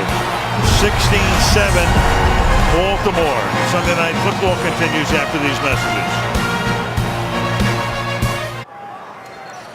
And tonight's aerial coverage from Baltimore being brought to you by Geico.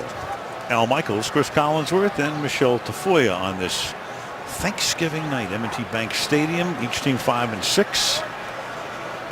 16-7 Baltimore as we start the final quarter for the 1st and 10 at the 24 of the Steelers. I haven't seen a lot of the Wildcat tonight out of the Ravens. 120 said, no, we don't want any more Wildcat. We haven't seen it. Well, I went to commercial. You saw Jones on the sideline after that long catch and paying a bit of a price as Flacco throws, and it's going to be hauled in but out of bounds. And Torrey Smith was there, couldn't even hold on anyway. He was on the chalk, and the ball came loose, incomplete. 2nd and 10. Hey, I thought Torrey Smith had this one. It was just working one-on-one on Ike Taylor, and of course Torrey with that great speed. This thing was a remarkable throw by Flacco. He was under pressure from 2 different guys. Polamalu tries to fly back and get underneath it, but that one was dropped right in the bucket and dropped, period. That was a perfect throw. They came off in a play stoppage for a false start. False start. Offense, number 74. 5-yard penalty. Still 2nd down. That's another one on Orr. That's 3. Anytime you end up with Troy Polamalu on your side, you know something's up, and they had the stunt and the loops. But I will say this, compared to what we saw last week against the Jets, and the Jets have one of the best defensive lines, if not the best, in all of football. But this offensive line is a major step up from what we saw last week.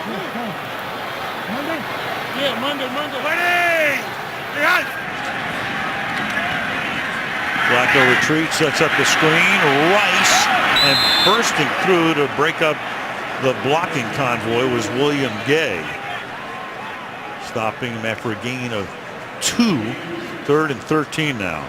Boy, William Gay's starting to put a couple of good games together now. He was terrific last week in Cleveland, and comes up with a play there when they need it most. I mean, this is a no-doubter. They have to keep him out of the end zone now. Jones back in the game, flank him wide to the left. Dick LeBeau watching his defense dig in. 3rd and 13. 4-man rush. Flacco throws high and incomplete. Pass was intended for Dallas Clark. So it'll be 4th down now, and you'll be looking at about a 45-yard field goal attempt. Well, you don't have to be big to be a good blocker. Watch Ray Rice here. We call this a chip. Yeah, that's a big chip on a big guy right there on Jason Worlds. They have turned their attention that way. He's been disruptive. Good block by Rice. Tucker, 3 for 3 tonight, 48, 34, 38. This one 45. And his banner season continues. 13:59 left in regulation. 19-7 Baltimore. You think the quarterback's as old as the rest? Number 7 is not the biggest guy in the world, but a big heart. A lot of kids playing football on Thanksgiving. Crowd, of course, enjoying every moment here. To this point, 19-7. A minute into the 4th quarter. And the kick is going to go out of bounds, and it's going to bring it back out to the 40-yard line. So Justin Tucker, of all things, boots one away. Free kick out of bounds. The ball we placed at the 40-yard line. First down, Pittsburgh. Well, you know, we missed our turkey today. Your buddy. I brought one for you.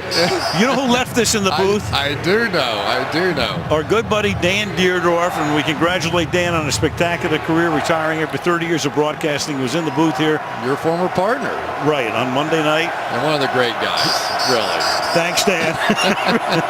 He went all out. It's as close as we came to turkey today. From the 40-yard line. Roethlisberger begins this drive. And the pass is not caught. It looked like Brown had it and got it ripped away. Jimmy Smith covering on the play. It'll be 2nd down and 10. I'll tell you, one of the guys who's really stepped up this year is Jimmy Smith. He's a tall guy, long arms, and he's been more physical this year than I've ever seen him. Those are plays he just wouldn't make in the past. They just kept encouraging him and encouraging to get more physical, use those long arms, and now that he's doing it, he's been tough to beat.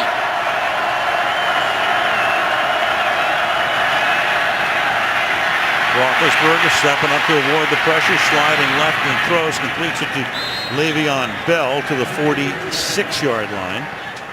And that'll set up a 3rd and 4.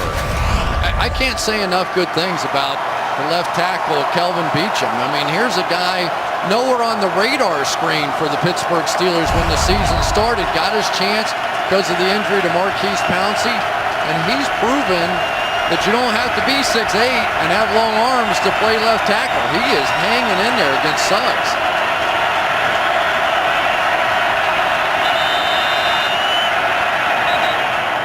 And Baltimore takes a timeout. And let's go to Michelle. Well, guys, I asked Ravens cornerback Jimmy Smith, whom you're talking about what makes Ben Roethlisberger difficult to defend.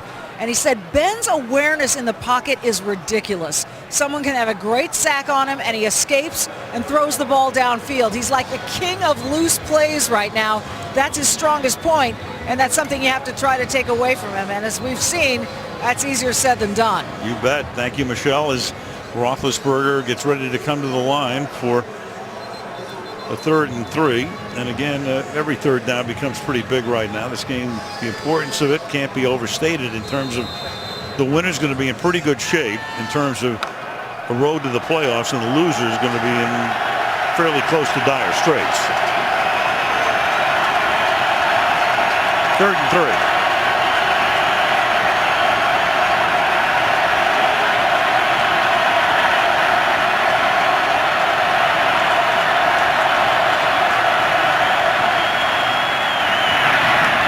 He's able to convert as Ben hits Emmanuel Sanders across the 50, forward progress to the 49-yard line, 1st down. And just the old Peyton Manning play. It's so hard to stop. Tony Dungy here tonight. That outside receiver comes and bends to the inside, even if you know it's coming. Sometimes hard to stop. And just such a significant drive now for the Steelers. They've got to get this one going.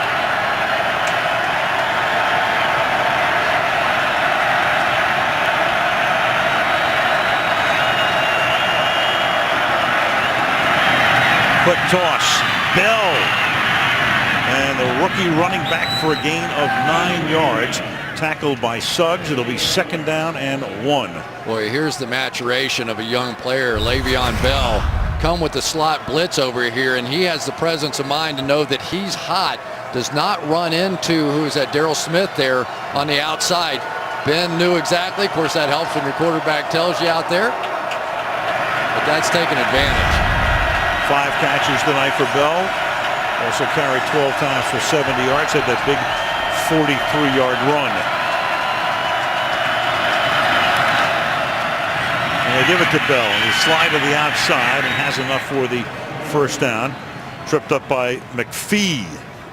Le'Veon Bell, what a great college career he had. Led the Big Ten, was 5th overall in rushing in the nation, and a big guy, like 245 pounds, so you know he can pass protect. He's proven himself as a good receiver and converting some big 3rd downs now. Missed the first 3 games of the season with a foot injury, so just started to round into shape. Made his NFL debut in the game in London at the end of September. Roethlisberger. On 1st down, flag is thrown. Miller makes the catch. Keith Miller is taken down by Daryl Smith, and you saw the flag come in.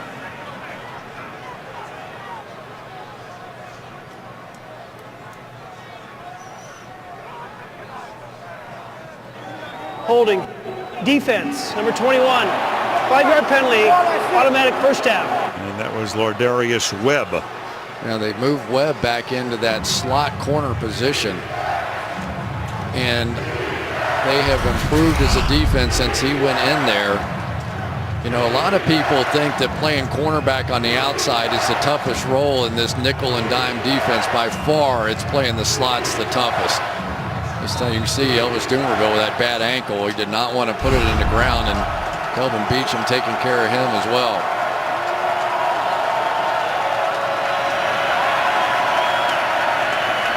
$11 minutes left in the 4th.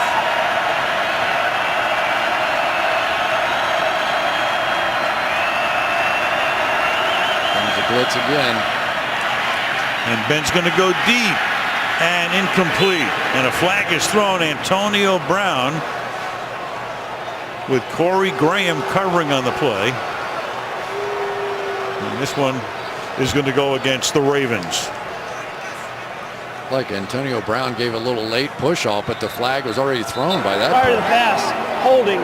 Defense, number 24. 5-yard penalty, automatic 1st down. Like Corey Graham right off the bat here is going to grab the back of Antonio Brown's shirt. Just a little jersey pull. That is the only thing that everybody sees when the jersey gets tugged, and you could see the little give and take down the field. The flag was already gone by that point. So a couple of big penalties here helping the Steelers. Home team's been flagged 8 times tonight. Ball at the 27, 1st down.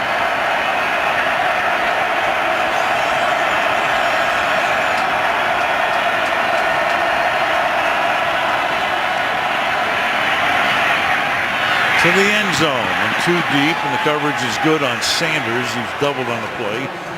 Graham is there with him. It'll be 2nd and 10. Starting to see a lot more man coverage out of the Ravens than what we saw earlier in the year. They've got faith in these 3 cornerbacks on the outside. There's Corey Graham, a little double move, and he was beaten. He almost grabbed him. You can see him kind of grab for the hip, but did not.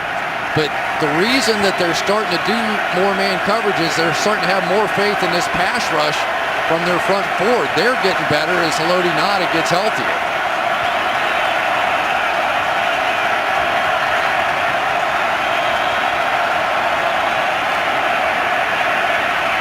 Second and 10, and it's tipped and incomplete. Tried to float it in to Bell, and James Ahedebo got back there, the safety, to swat it aside. 3rd down. What a nice play by James Ahedebo, and what a huge contributor he's been. It was supposed to be Michael Hupp that took over that other safety position. Of course, both safeties leaving for the Ravens, and Ben just tried to drop it in over his head, but Ahedebo able to get back and get underneath it. That would have been a touchdown. 3rd and 10. Field goal still makes it a 2-possession game. So a big conversion here for Pittsburgh. As Roethlisberger throws, and it's caught at the 11-yard line, and they get the first down and set up a 1st and goal on a catch by Antonio Brown. Just remarkable timing here. I've been through that ball before Antonio Brown even thought about turning around. Working down the field, he knew he was going to go to him in man coverage the whole way, so he rolled that way to change the angle of the throw and make it easier. Great play by Ben. 84th catch of the season, 4th tonight for the league leader in receptions, Brown. And now a timeout is taken by Baltimore. Their 2nd. 1st and goal. Friday, the day after Thanksgiving, and we've got hockey for you tomorrow on NBC. It starts at 1 o'clock Eastern time. 2 of the original 6, the New York Rangers and the Boston Bruins. From Beantown tomorrow, NHL hockey on NBC. They got a touchdown last time they were in the red zone. Can they do it again against this top red zone defense? 1st and goal from the 8. Baltimore has used 2 of its timeouts. This could be significant as we head to the finish. And the pass is caught by Miller, and Heath Miller tries to work his way into the end zone, and it's going to be spotted just short of the goal line. Darryl Smith saving the touchdown. They'll go no huddle here on 2nd and goal. Of course, trying to keep any of the goal line kind of defenses off the field. They're stuck over here on the boundary, and Le'Veon Bell. And this is Bell who walks into the end zone. Well, we see Tom Brady do this all the time. He gets a big play, goes right down to the goal line. Get him up there. Don't let those big monsters in there. And Heath Miller comes down and blows open another hole. Here he comes right down in here. Catches Darryl Smith, and there's just nobody else there. Now we got ourselves a ball game. I'll say, well, it figures. It's Pittsburgh and Baltimore, and so many of these games are decided by 3 points. So many go right down to the end, as did the one in Pittsburgh on October the 20th. Beacham is shaken up, so the left tackle comes off for the moment. Under his own power, Sweezum is in to try to reduce the lead to 5.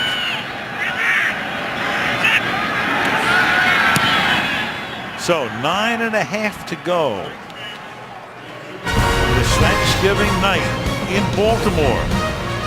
19-14 Ravens.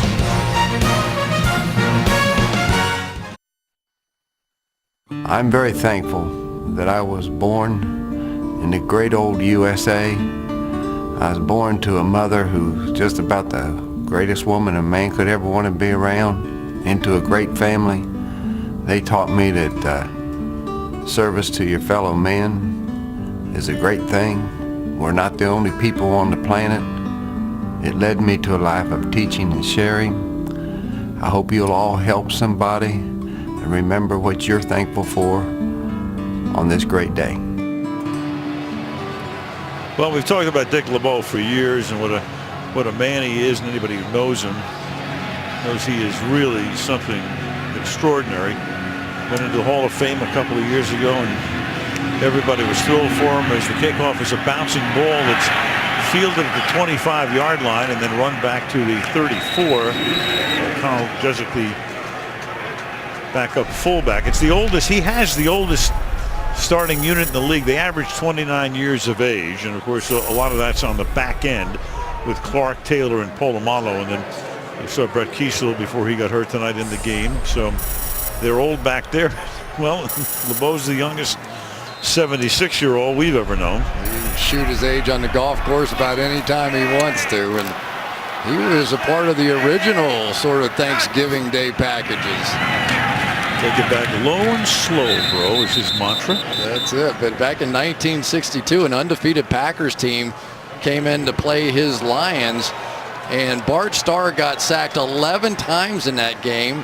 And the Lions broke their streak with a 26-14 win. Fast forward several years, Dick LeBeau got hired by Bart Starr, goes down to the basement of his house, and he sees a picture of 8 Lions sacking Bart Starr in a poster-sized thing on the wall. He said, you know, I never really liked Bart Starr much until that moment, but gained a whole new respect for the guy when I saw that picture. Yeah, so Bart doing a little piece on one of the earlier games today after Rice gains 3. That pass to Jones up to the 40-yard line, so it's 3rd and 4. Interesting strategy here by Baltimore, going no huddle with a 5-point lead and 1 timeout. You thought they would start to take a little time off the clock, but that's not the case. But now they can take some more time off because Rice is going to get a first down and take the ball inside the Pittsburgh 40 to the 38-yard line. Big play, gain of 22. You know, sometimes you have these read blitzes in which you come on the blitz unless the back releases. You assume he's going to try and block you, but in this case, he released, and my guess is that was Polamalu's man. And when he released out of the backfield, he had to turn and run with him. There was nobody left to cover him. 6 catches for Rice tonight, 38 yards. Here's Pierce, and Pierce looking for a hole, and he closes very, very quickly. Winds up in the arms of Al Woods. Short gain, 2nd and 9. You know, all of a sudden now that Sean Sweezum in motion field goal they never got off starts to feel a little bigger and bigger, doesn't it? Mm-hmm. Halfway through the 4th quarter.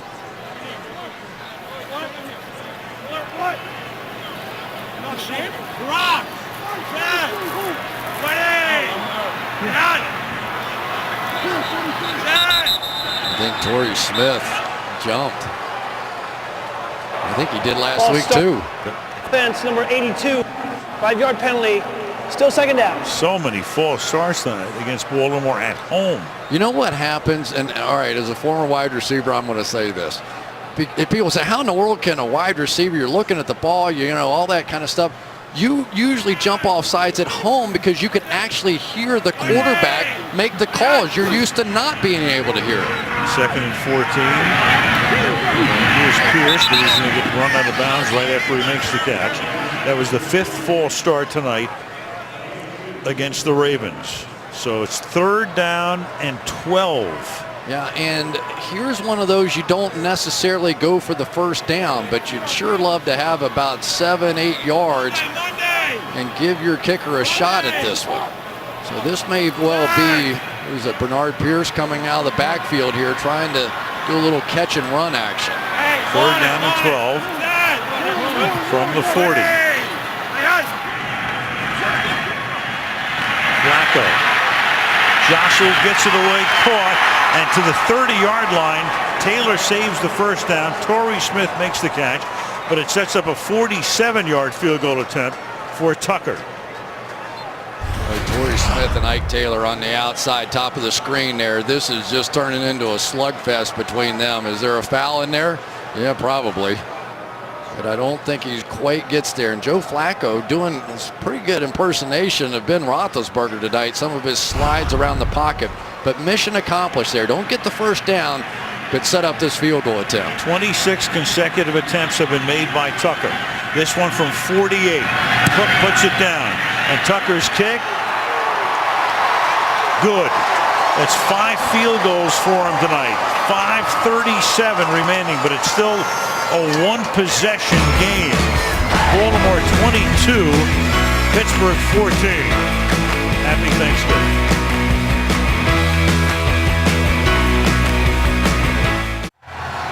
Well, you can download NFL Mobile and get live premium content like Sunday Night Football on your smartphone. Go to Star Store NFL to download or go to NFL.com/mobile to learn more.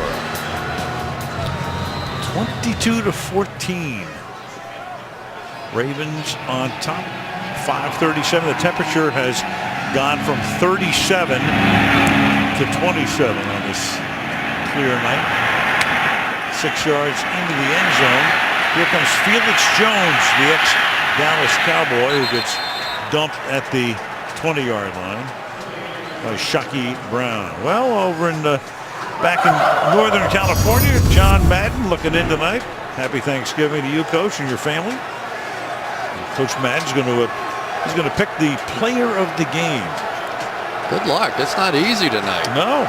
There's a lot of candidates. We may still have the winner yet to come, seeing how this thing goes. Although, if I knew a little bit about John, Kelvin Beacham's at least going to have a chance. He might have a chance. Yeah. You know, John's not crazy about kickers, but Justin Tucker is in the hunt. There you go. At least for a leg.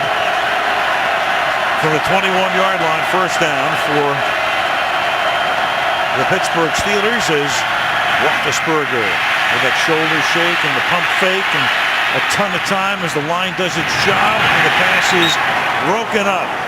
Jericho Cotchery, the intended receiver, and Graham reaches for his right hip after he defends on the play. Well, there's a lot of things to talk about on that play, but if Corey Graham is hurt, that is significant on the back end. He had to cover Cotchery on that one for about 9 seconds. I've never seen protection that good. They left Heath Miller in to help block and Le'Veon Bell over here on this side, and they just locked down that side of the defense, and that clock just kept moving. And nobody was getting open. And now Graham, after getting up slowly, is able to trot off, so it looks like he can come back in shortly. Has to be out for at least one play, though. Shockey Brown comes in to replace him, and he'll get Antonio Brown on this side. There's Brown, 84, right there. There's your matchup. Does Roethlisberger go that way on a 2nd and 10? Brown's going to play press coverage the way it looks right now. Safety help over the top. There he goes. He's going to go that way. He goes by him, and it's Brown to the 40-yard line. So Brown wanted to get his hands on him at the line of scrimmage. Shockey, that is, and it was Antonio who was able to avoid that and get loose for 19. One of the toughest guys in the NFL to try and jam. Antonio Brown just makes Shockey Brown look awful on that play, and Ben was going that way the entire time. Big time play. Graham back in the game, as you see, so he goes on Brown right now. Bunch the receivers to the left side. I think you still have to test Corey Graham. Find out how healthy he is.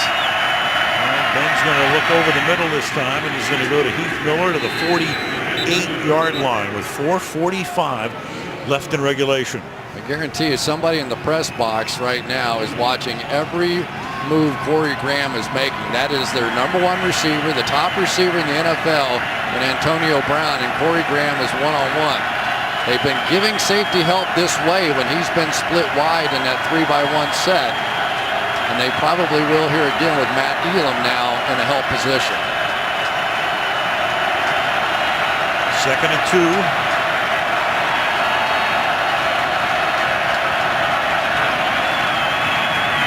Ben throws, and that's caught. Nice grab by Miller. First down. Here's Michelle.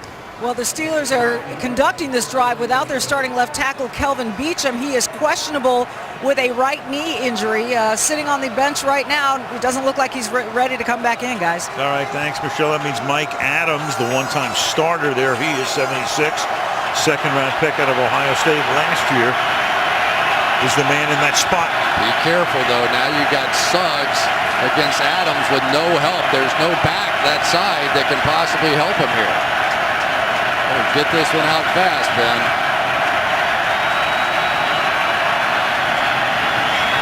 And he does, and Miller makes the catch. And the longtime security blanket, the tight end, picks up 13 yards and a first down. Well, Ben's just done a masterful job tonight seeing these blitzes coming, and when they do, he just takes it quickly and gets it out to the hot read and picks up another first down. Gain of 13. Roethlisberger is thrown for 207 yards. Smith wasn't even looking. He was giving a signal to the safety, and that's why it ended up so wide open. Inside 3 minutes. To the outside. Bell, he gets wrapped up, can't go anywhere. Jameel McLean making the tackle.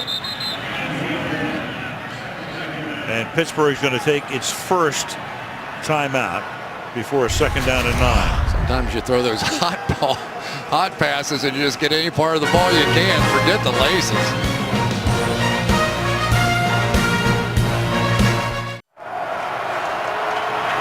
So Pittsburgh taking a timeout. They have 2 plus the 2-minute warning. Not an issue right now. Second down and 9 at the 34-yard line. Now it looks like single coverage down here at the bottom. If Ben wanted to take a shot at Corey Graham now. And this time Graham is on Sanders. And Ben launching one, and it's incomplete as Sanders went down as he crossed the goal line. Falling down, reaching for it, couldn't hold on, 3rd and 9. Oh my goodness, he had it. And there's a flag down, but upfield, and it's against Pittsburgh. Second down. Ben saw exactly what I saw, and that was Corey Graham out here on the outside. Didn't even disguise it, just showed the single coverage, took advantage, and Sanders just could not stay on his feet. Yeah, it was a face mask call, so a big one on Adams. The tackle coming back, and even with Heath Miller over there to help, Mike Adams is no match unless he has improved greatly from where we saw him earlier in the year. It is a very tough matchup for him on Suggs. And makes it a 2nd and 24. And there goes Heath to the other side, so no help now. 4-man rush, dump it off underneath. Bell has room inside the 30, and Bell to the 20-yard line on a 2nd and 24. First down, Pittsburgh. Well, that is a play that's relatively new now. The offensive line here just come out and block in front of this screen. It's like a middle screen with a wide receiver. So instead of the outside receiver going out, they send the lineman down the field, and that was huge. Good block by the center, Velasco. The ball is at the 20-yard line. Roethlisberger hit as he throws, and incomplete, intended for Cotchery. And that's going to take us to the 2-minute warning at officially 1:57 to go. Baltimore and Pittsburgh, what else is new? Going right down to the wire. 22-14.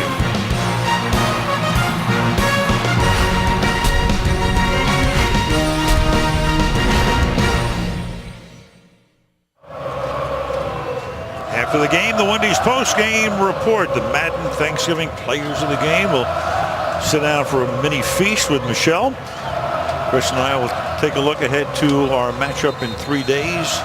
The Giants and the Redskins on Sunday Night Football coming up right after the game. You know, Al, when you think you've got an advantage with something, with Suggs coming off the edge, sometimes an offense will call a screen right behind it because you know he's going to be screaming coming off of there trying to get the sack. And let's see what Ben calls here on a 2nd and 10 from the 20-yard line.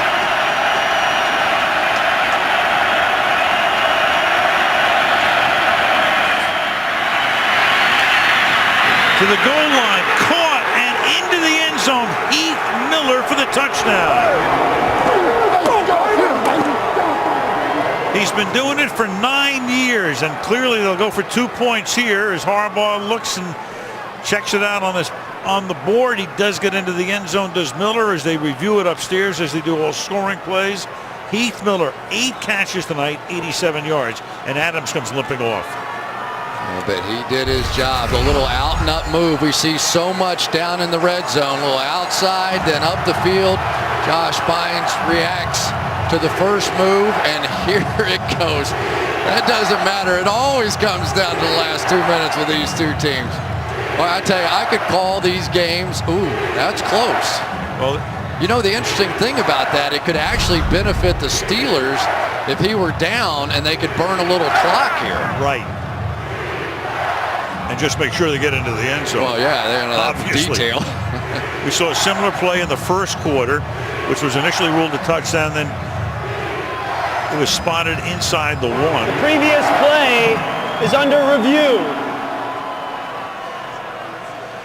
You know, and now those timeouts that Baltimore took earlier in the game when we didn't think they were going to be very significant, those timeouts are pretty significant now.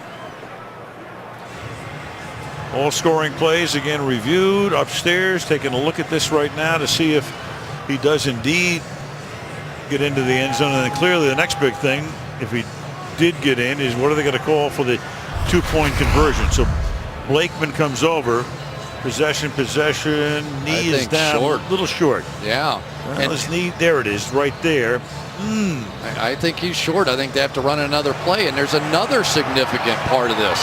Guy Wimper is now in the game, so they're down to their third tackle on that side now going against Terrell Suggs.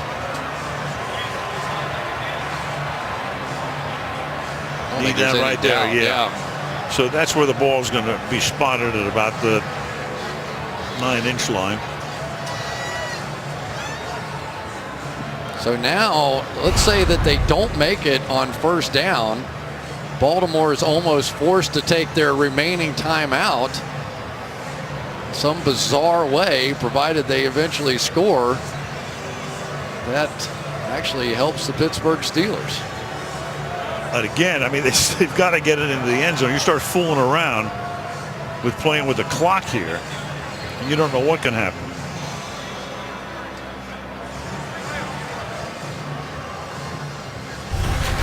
We've been talking about the battle. Mike Adams, Terrell Suggs. Suggs almost gets there and goes down around the knees. So that was a bit of a ticking bomb on that side. And now with Guy Wimper, who knows? After review of the play, the receiver's right knee was down with the ball positioned at the half-yard line. It'll be first and goal from the 1.5-yard line for Pittsburgh. So 1:52. Again, Baltimore had to spend 2 timeouts earlier in the half. Clock with Guy Wimper, the number 3 tackle, in there. And now the Ravens, because of that time lapse, able to get their big defensive lineman in the game. Only allowed a couple of rushing touchdowns all year. Le'Veon Bell, we'll see now with the big guys in. Here goes Bell, and he's not going to get in. It's a different set of circumstances when they were able to make that substitution. Darius Webb came bursting through. But there's that timeout, though. The Ravens take their third and final timeout. This will be a 30-second timeout. I'll tell you, it's a heck of a play by a corner to shoot through there and make that play in the backfield. But they didn't even get back to the line of scrimmage on that one.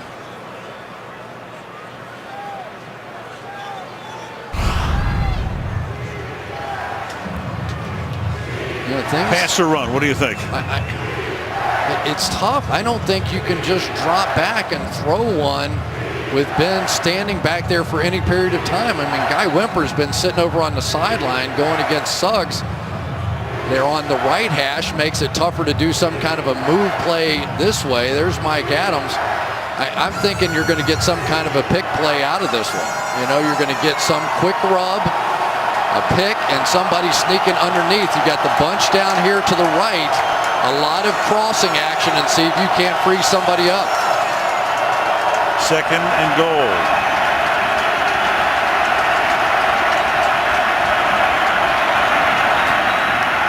Bell swings to the outside. Helmet goes flying, but he's in for the touchdown.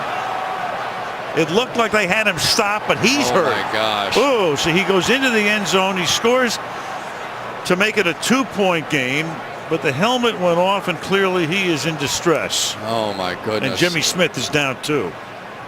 The rule now is the play ends immediately when the helmet comes off, but oh, my goodness.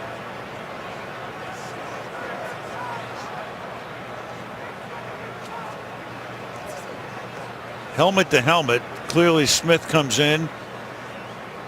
I thought he had possession crossing the line. At least as that helmet was coming off, he took the second blow.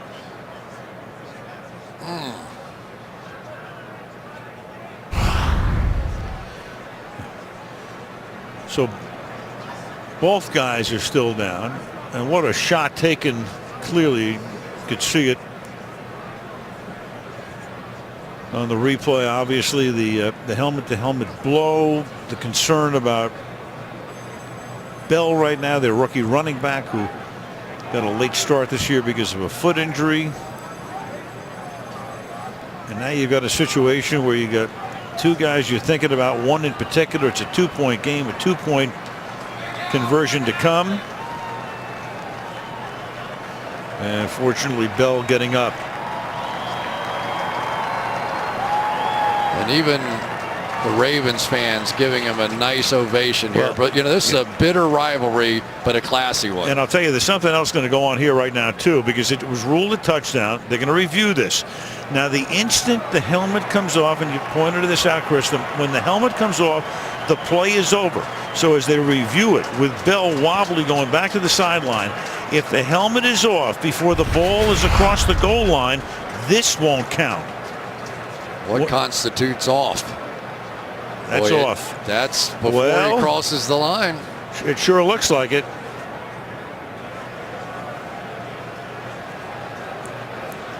Yeah, this. If I had to guess right now, I think they're going to put this ball again at about the 6-inch line because the helmet is off, and when the helmet's off, that's the end of the play. Period. No forward progress, nothing else. That's it. Right there. Oh, boy. So they look at it, and they're going to give him the touchdown. They already took a look at it upstairs and gave him the touchdown. Now the 2-point conversion. So Dwyer has to come as the running back. It's and not now, over yet. No, I think Blakeman may have led him up to the line before they reviewed it. The previous play is under review. That's what I thought. I mean, there's no way they're going to let this go without Blakeman coming over and looking under the hood. Well, you know what the replay official does? He takes every minute to review that thing. And until they get to the line of scrimmage, he can still be looking at it back and forth. But I have seen that one before. The minute that helmet comes off, it's done. And it is completely off there, and the ball is not across the line. I'm trying to remember, was it the play with Jason Witten where the helmet came off and he ran about 15 more yards, and then they put this rule into effect? Well, and the reasons are obvious. I mean, and it's a good rule, but an unfortunate rule for Le'Veon Bell, who gave himself up for that touchdown, and now it's going to be taken back. Well, if it's not a touchdown, it's still going to be 3rd down, and obviously 2 more shots at the end zone. So figure, I mean, this is crazy. You got Miller, who looks like he's in, but then they take it back. Then they don't get in with Bell. Then they get in with Bell, but they may take this back because his helmet came off. Bell is hurt. Dwyer's in.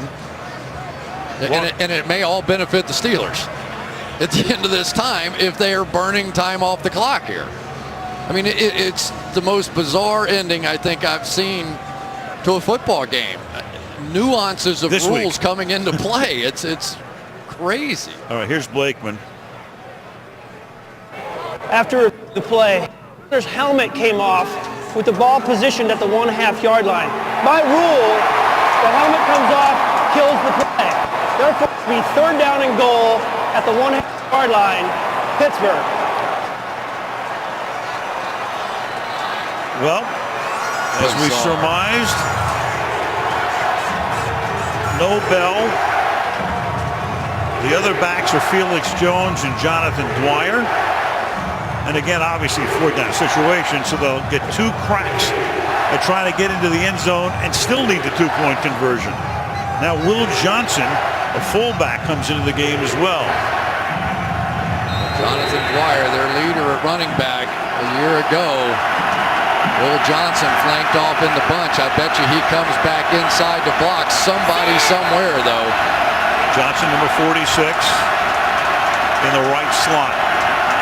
Cotchery in motion. And Roethlisberger is going to throw, and it will be dropped at the goal line by Will Johnson. James Ahedebo is there.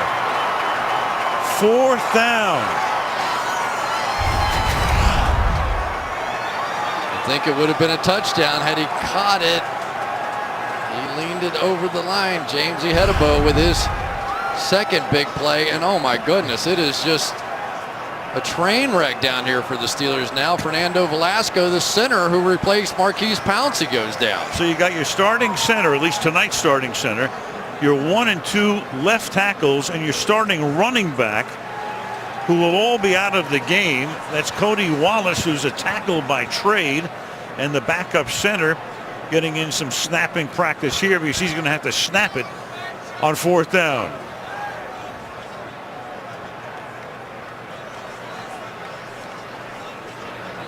Take a look at, we can see what happened to Fernando Velasco.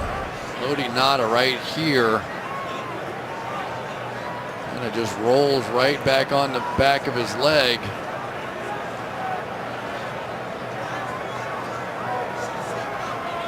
Wow. You can't make this stuff up. Can't disagree with the call. All he's got to do is catch it, and it's a touchdown.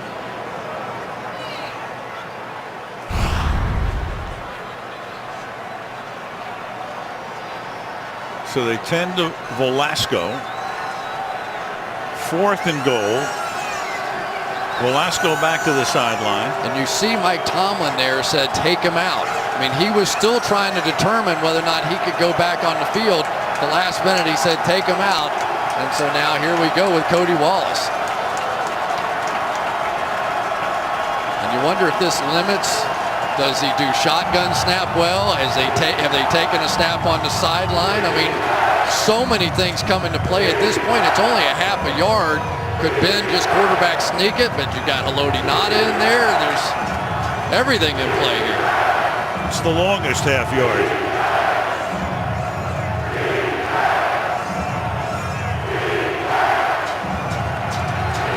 $71,000. The defense chant. They have Dwyer in the backfield next to Roethlisberger. You got Brown in the slot to the right. You got Cotchery wide to the right.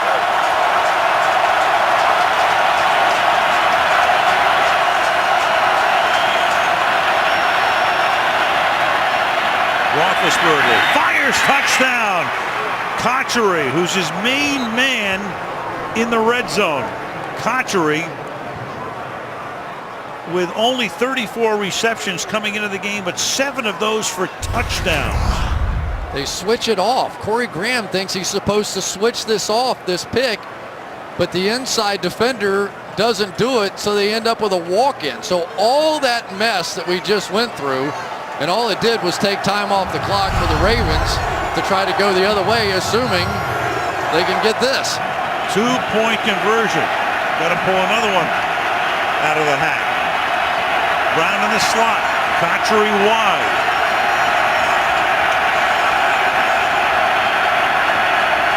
Wallace with the snap. The first one was good. This one is good. And the pass is pulled in. What are they going to say? No! Hits the ground. Emmanuel Sanders couldn't hold on. Shockey Brown was there with the coverage. So it's an unsuccessful 2-point conversion, but still an onside kick opportunity for Pittsburgh. Couldn't hold on. Had a chance, kind of goes right through his arms. So 2 balls that were definitely catchable didn't work out. 22-20, obviously an onside kick to come. And Pittsburgh, of course, in a position where if they can recover it, they would have a timeout, and then you need a field goal to win the game. Is right.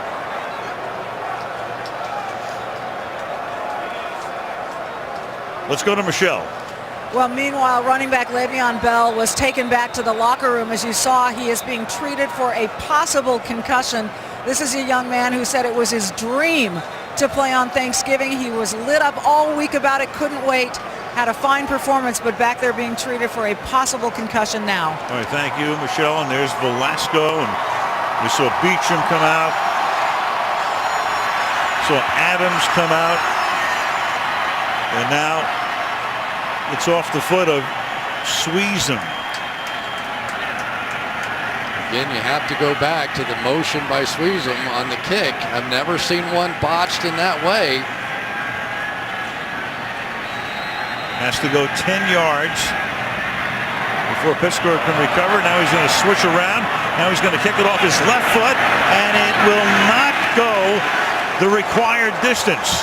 Wow. Oh, man. So he tries to fooled them by initially looking he's kicking one way, then the other, then goes back to the original way, and the flag is for the kick being out of bounds and not going 10 yards.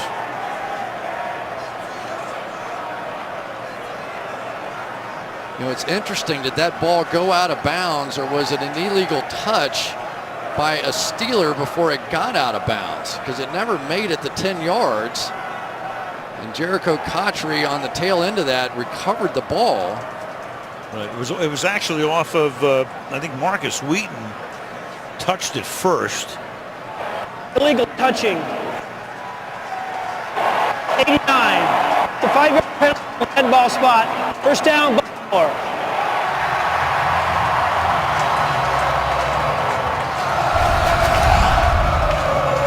You know, they tried to go the double trickaroo.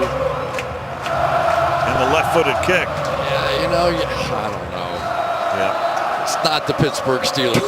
You know, sometimes you can trick yourself into things, but what a football game. I tell you, if they played 16 straight times and they wanted us to do them all, I would do them all. Takes its third and final.